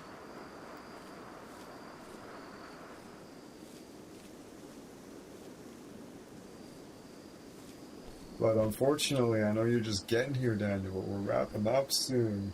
Balls, right? You might have to go back to the beginning and watch the whole thing. It was a good stream. We talked about a lot of weird shit. Ooh, I don't know what she eats, honestly. Let's see if we can, Oh, she's got asthma and a bad heart, and she's got cataracts. It's alright. A gigantic, graceful creature of unknown origins. The Thrumbo is gentle by nature, but extremely dangerous when enraged. While its long fur is exceptionally beautiful, its hide is also incredibly resilient to damage. Its razor-sharp horn fetches a huge price. Legends say that an old Thrumbo is the wisest creature in the universe. It simply chooses not to speak.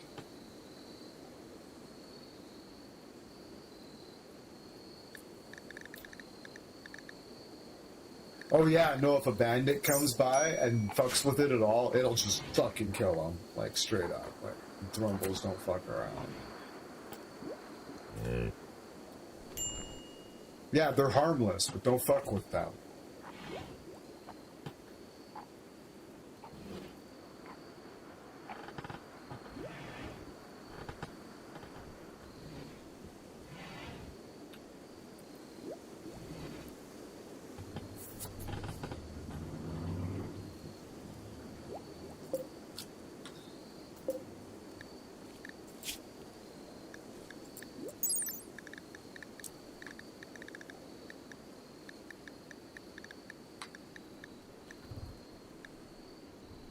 Caravan riding speed 100 and... Oh, interesting.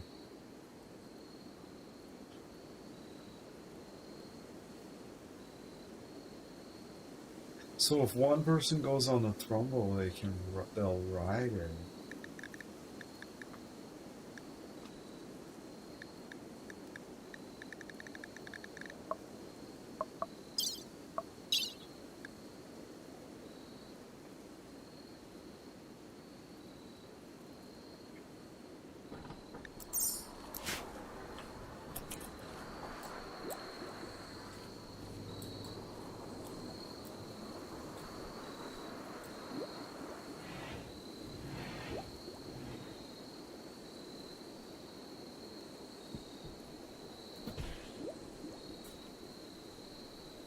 Oh god, I know, man. Both sides too, all of them. I'm like the biggest Trekkie ever, like, and it's just insufferable.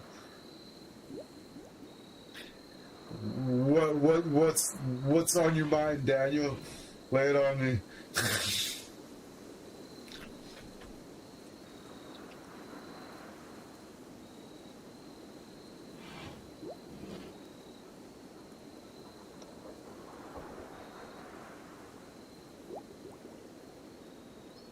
Like, for example, remember when Lower Decks came out? Yeah, Lower Decks is fucking amazing. Like, it has some issues, whatever, so they kind of, like, treads the same ground a few times, but, like, I didn't particularly notice that myself, but when it was pointed out to me, I was like, yeah, I guess, but, like, whatever, right? I really liked it. The problem with... Yeah, carry on. I'll carry on for a sec. The problem with Lower Decks is you need to be... Star Trek fans need to be able to laugh at themselves to enjoy that show. And that, unfortunately, is something that a lot of Star Trek fans really struggle with, so I kind of get why they don't like it. But at the same time, it's like, fuck.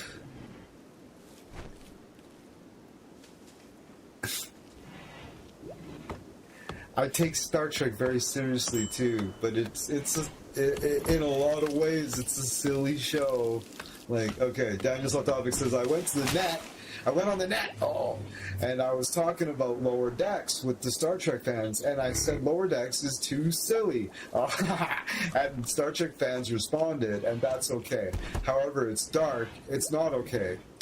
Yeah, it's got to be this Goldilocks zone, like right by that person's specific standards, and it's impossible to hit because it moves all the time depending on their mood or whatever position they want to defend at that time. Sound about right?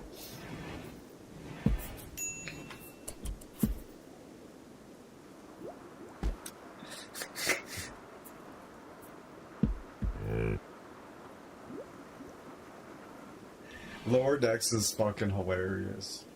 And it's more serious than people think. It's got a really good fucking, like, overall arc. Like, with, like, Beckett and the relationship with her mother and stuff like that. It's actually really good. And it's got a surprising amount of depth to it, right? And it's the heartfelt and, you know... I think it's one of the best Star Trek shows of the last 10 years, honestly. It's easily, like, Strange New Worlds and Lower Decks are the two best Star Trek shows of the last 10 years. Like, hands down. Like, that's an easy win. Strange New Worlds and then Lower Decks. Strange New Worlds is awesome. I don't care what anybody says. And Lower Decks is fucking really, really good, too. Oh, and Prodigy is actually surprisingly good. I've only watched the first season, though, but it was surprisingly good. It's made by Nickelodeon, a partnership between Nickelodeon and Paramount. It's really good. It's surprisingly dark. Some crazy shit happens in that show that's, like, heavy duty, and you're like, oh, it's good. It's really good. If you haven't watched it, you should check it out. It was made by Nickelodeon, so there are... It's... I thought it was going to be really, really... childish, but it's not. It's like young appropriate, but it's still a heavy story. Like it's like the old days when they weren't afraid to tell little kids a fucking heavy duty story that was like, oh, like, yeah, it's good. You should check it out if you haven't watched it. Surprisingly dark.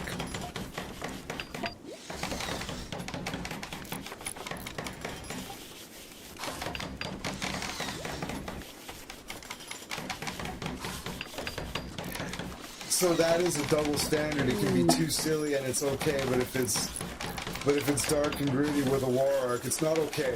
Double standard. But yeah, they'll say that. Dark and gritty with a war arc is not okay, but they love fucking Deep Space Nine, right? Just a lot of double standards all over the place. You know what I mean? Like, they'll say that, but at the same time, Deep Space Nine is their favorite fucking Star Trek fucking show ever, right? It's like, whoa. They like Section 30. They love the Section 31 episodes from Deep Space Nine, but then they're over here fucking saying, oh, so fucking Starfleet's the problem again. It's like, well, there's been elements of Starfleet that's been the problem for 30 fucking years. You should know that if you're as big a Star Trek fan as you claim you are. Like, yeah, there was fucking shitty admirals in fucking TNG. Like, it wasn't like, you know, there was shitty admirals in TNG that you were like, fuck, that guy's an asshole. He shouldn't have that position. Like, corruption in the fucking upper class, right? And they showed that in TNG, like, a couple places. There was bad admirals, and then Deep Space Nine, there was fucking Section 31 came out, like, the Secret Service that would do the dirty work behind the scenes and shit. And, there was a huge war arc, and...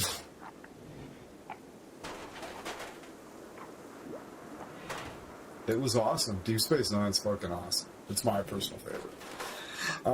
Corruption in the upper class sounds familiar. It sounds like what is happening. Oh yeah, totally. That was kind of in the upper ranks would have been more. Was more what I was shooting for.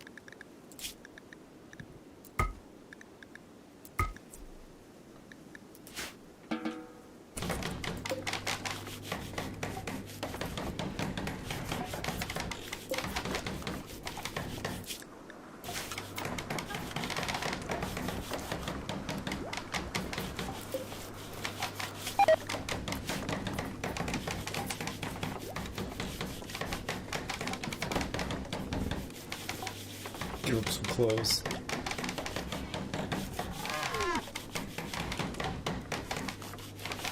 I got the pants are made out of human skin.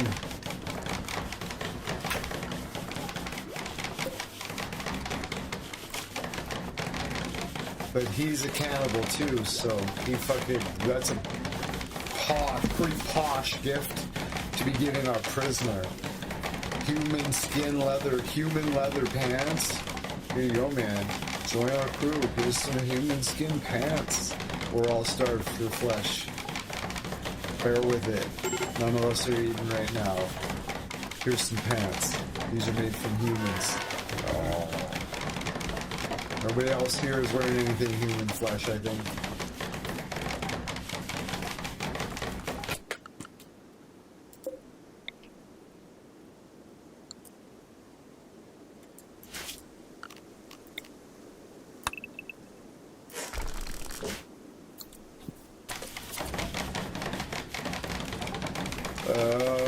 Daniel Saltabi says, see, that is what makes DS9 so good. It is our world projected into the future. Roddenberry would not have allowed that. He would have hated it anymore. Yeah, absolutely. I'm of the firm belief that Star Trek is not great because of Gene Roddenberry. It is great in spite of Gene Roddenberry, who's needed to be reined in at every corner, or else it would have been fucking terrible. The episodes that he wrote are fucking awful.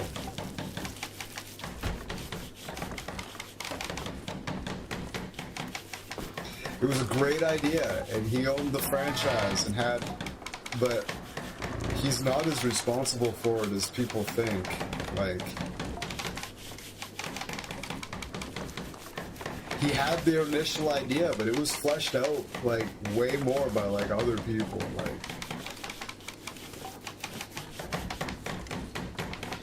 He had the original idea, and he had the final say, and over the years, as the company got bigger, they stripped more and more power away from him, because, yeah, and Star Trek ended up being great, like, in spite of him.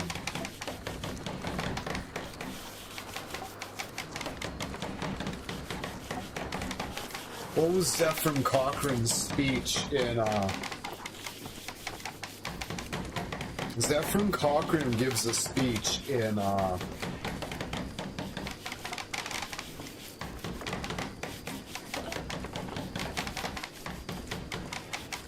you know the movie, the TNG movie, the best one, the one with Zefram Cochrane.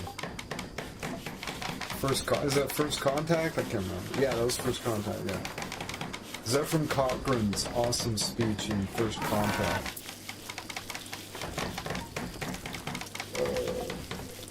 Zephyr.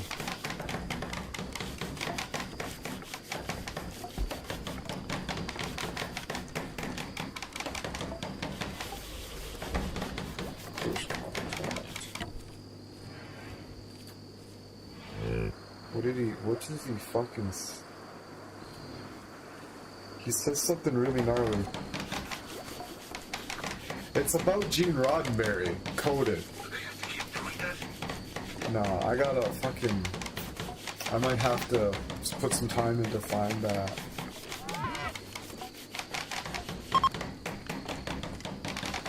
Maybe I'll just ask it directly back.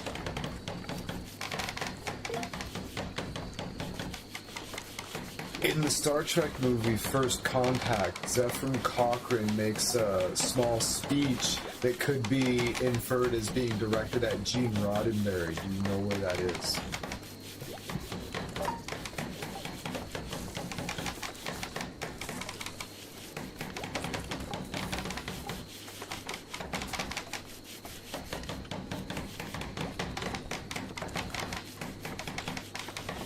Nope, that's not what we're looking for. First Contact Zefram Cochrane is an allegory for Gene Roddenberry. Yeah, I think I should just turn this down to 1. It's not going quite as fast.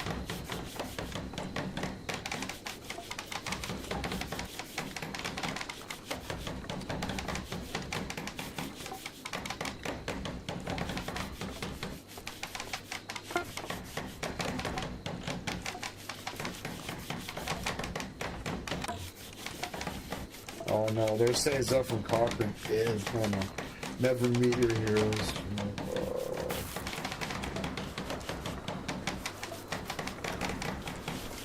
I'm gonna have to get like a transcript for the movie or something to probably find it, or just like download the movie and find the clip. Steve Shives was talking about it.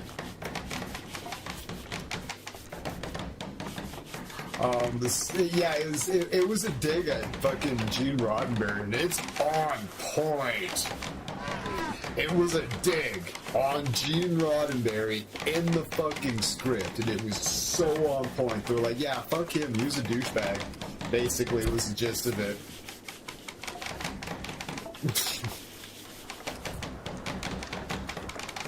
I'll go on record saying Gene Roddenberry is a fucking douchebag, a piece of shit. Stole royalties from he stole royalties from the guy who wrote the theme song.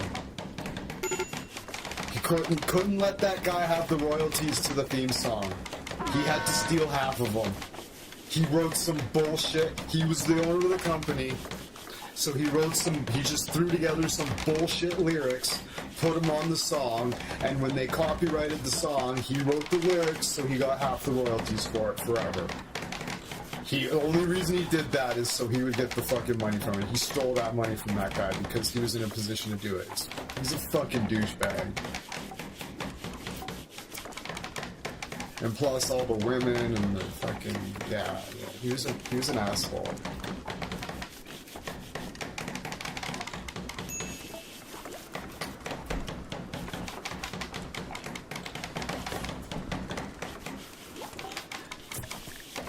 Zephyr Cochrane was the best. He was going to be played by Tom Hanks, but for some reason, oh, I'm so glad that didn't happen. Fucking, what's his name's way better. What's his name? Oh, I can't remember. Oh, yeah, he was way better.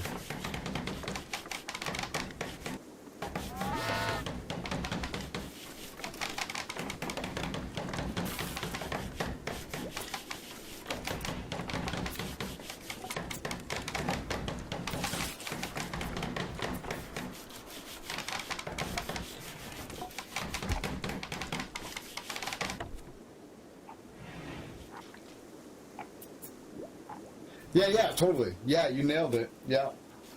Gene Roddenberry, did not create any good things in Star Trek except the Enterprise. He created the bland and peaceful Vulcans. Gene Kuhn created the Klingons. Maurice Hurley created the Borg. Yeah, Gene Kuhn was responsible for a massive amount of like core tenets of the entire franchise. Shocking amount of things are credited to Gene Kuhn, and nobody knows what his name is. Nobody's ever heard of him. Like, he's arguably more responsible for what Star Trek is as a whole than Gene Roddenberry.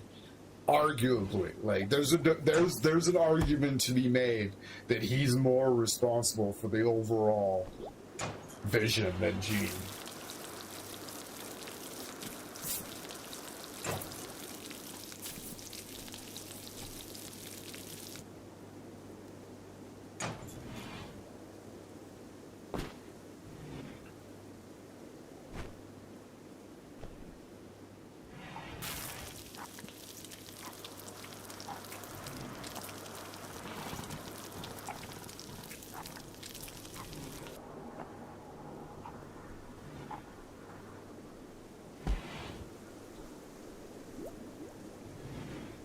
Oh yeah, here it is. I found it.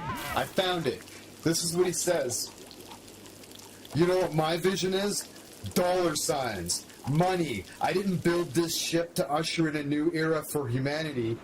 You think I want to go to the stars? I don't even like to fly. I take trains. I built this ship so I could retire to some tropical island filled with naked women. That's Zephyr Cochrane. That's his vision. That's Gene Roddenberry. That's his vision.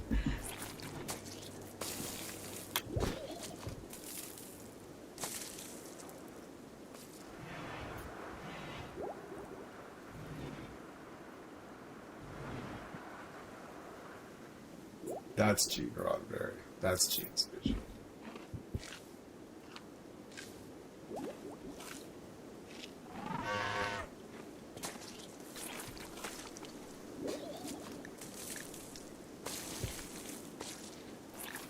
I was talking to a guy, says Daniel, who is a Roddenberry worshiper. He thinks that Gene Roddenberry is the best, and this guy is just so annoying.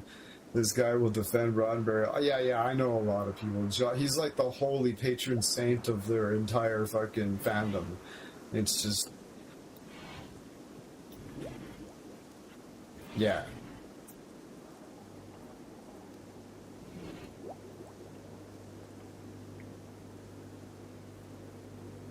Nah, the guy fucking sucks. He's a douchebag every way you look. Everywhere you look in his life, he's a douchebag. Like, if you look into it at all, like, it's like...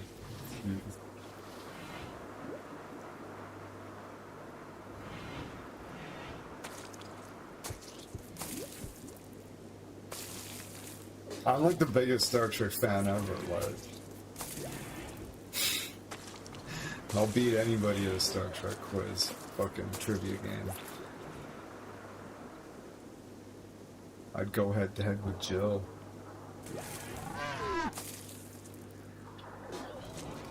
I'd go head to head with Jill and win. Jill and Scotty? I'd go head to head with Jill and Scotty. Oh yeah, no problem. Jay can go eat a dick.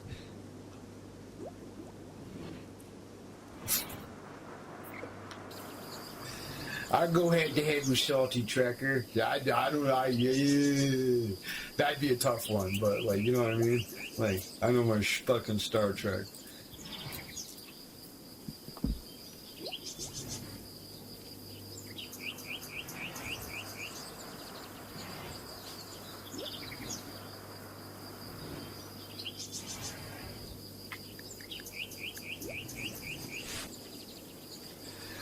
Daniel says this guy prefers the TNG and the bland T. I really like TNG, but yeah, yeah, whatever.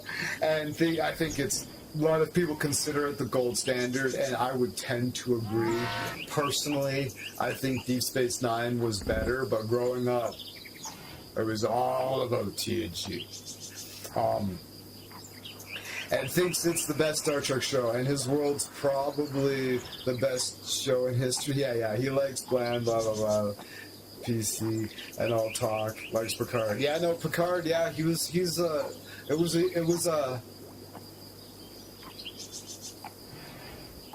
I think TNG presented Gene's vision at its best. But, like, it was a lot better than the original show because he lost a lot of control and got other people, and then other people started making more decisions, right? It made it way better.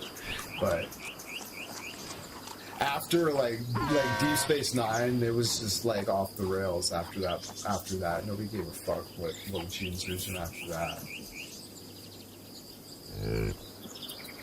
I think TNG is technically the gold standard, but yeah, whatever.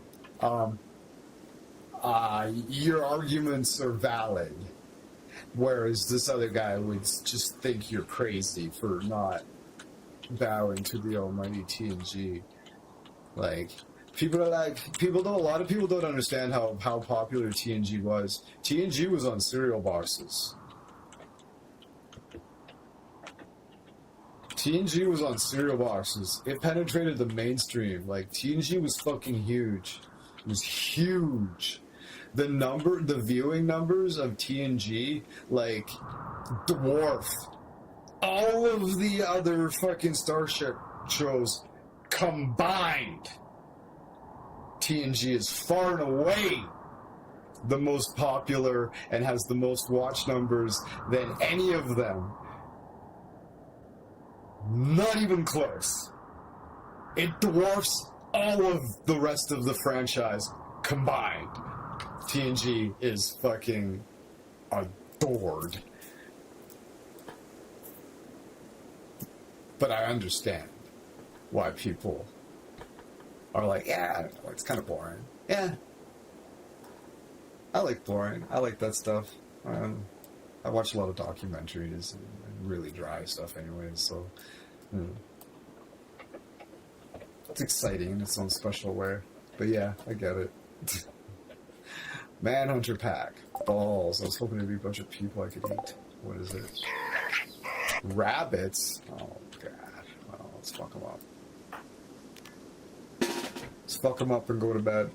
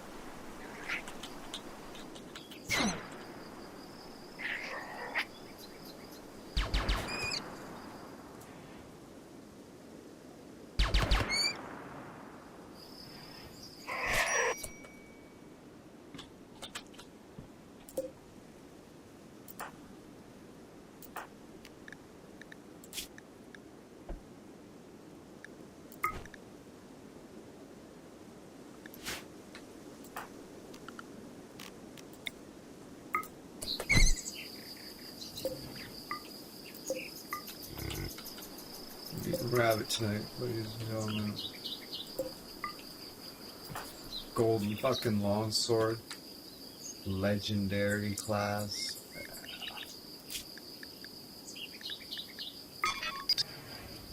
He's got a, Riza's got a masterwork steel longsword. He's got a legendary class golden longsword. Alright, and with that, Daniel's Hot Topic says, what people don't understand is the reason TNG is so popular and adored is because it was first Star Trek show to come out since TOS that ended in 69. Trekkies were starting for it. Yeah, that's a solid point.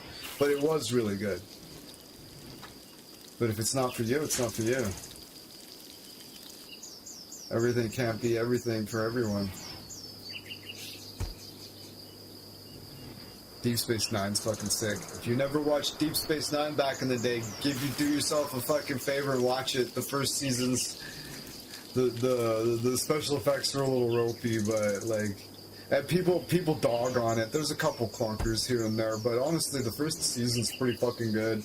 The all the politics with the fucking what's going on with Bajor and all that stuff is really interesting in the first two seasons. So if you haven't seen Deep Space Nine, do yourself a favor and watch yourself some of the best Star Trek you've ever fucking seen in your life. It's really good. The first two seasons get dogged on unfairly. There's some clunkers there, but overall they're very, very good and they're interesting. They're a little slower.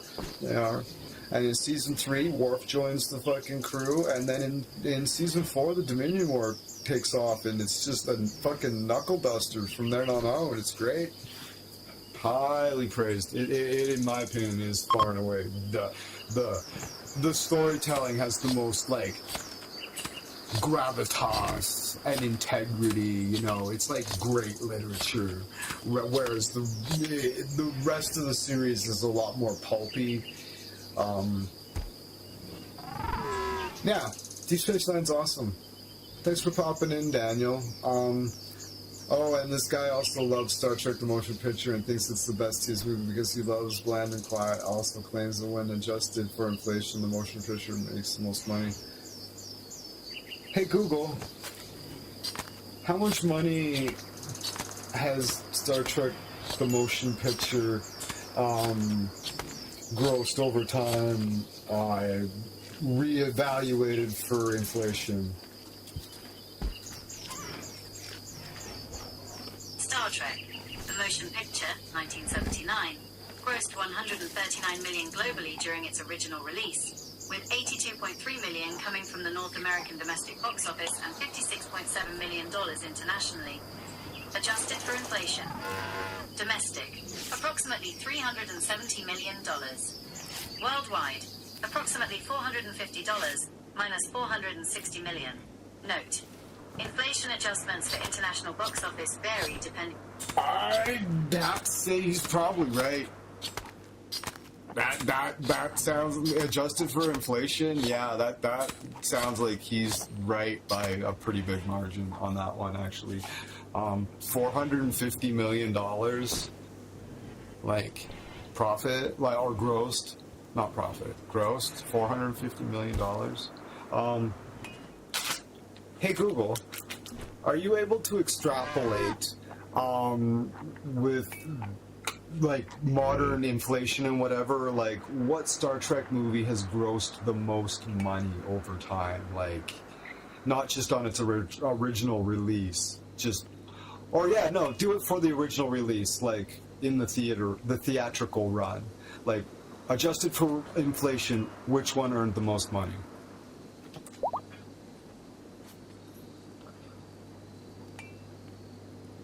When adjusted for inflation, worldwide, Star Trek Into Darkness 2013 is the highest grossing film in the franchise, earning over $630 million in modern dollars. Domestic US, Star Trek The Motion Picture 1979 takes the top spot, earning around 330 minus 350 million in modern dollars. It takes the second spot from Into Darkness.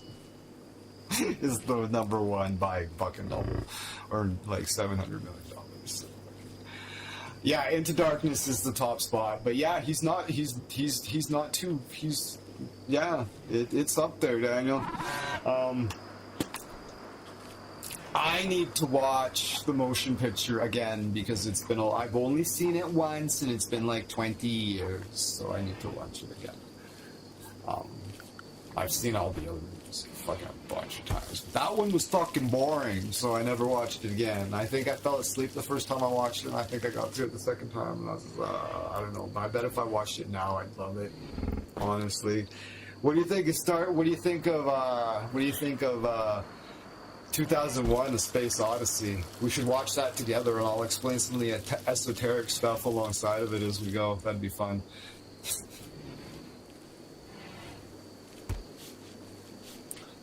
Thanks for hanging out, Daniel. Thanks for hanging out, Simon. Weller, Void Advisor. We're summoning Suzanne to the next stream.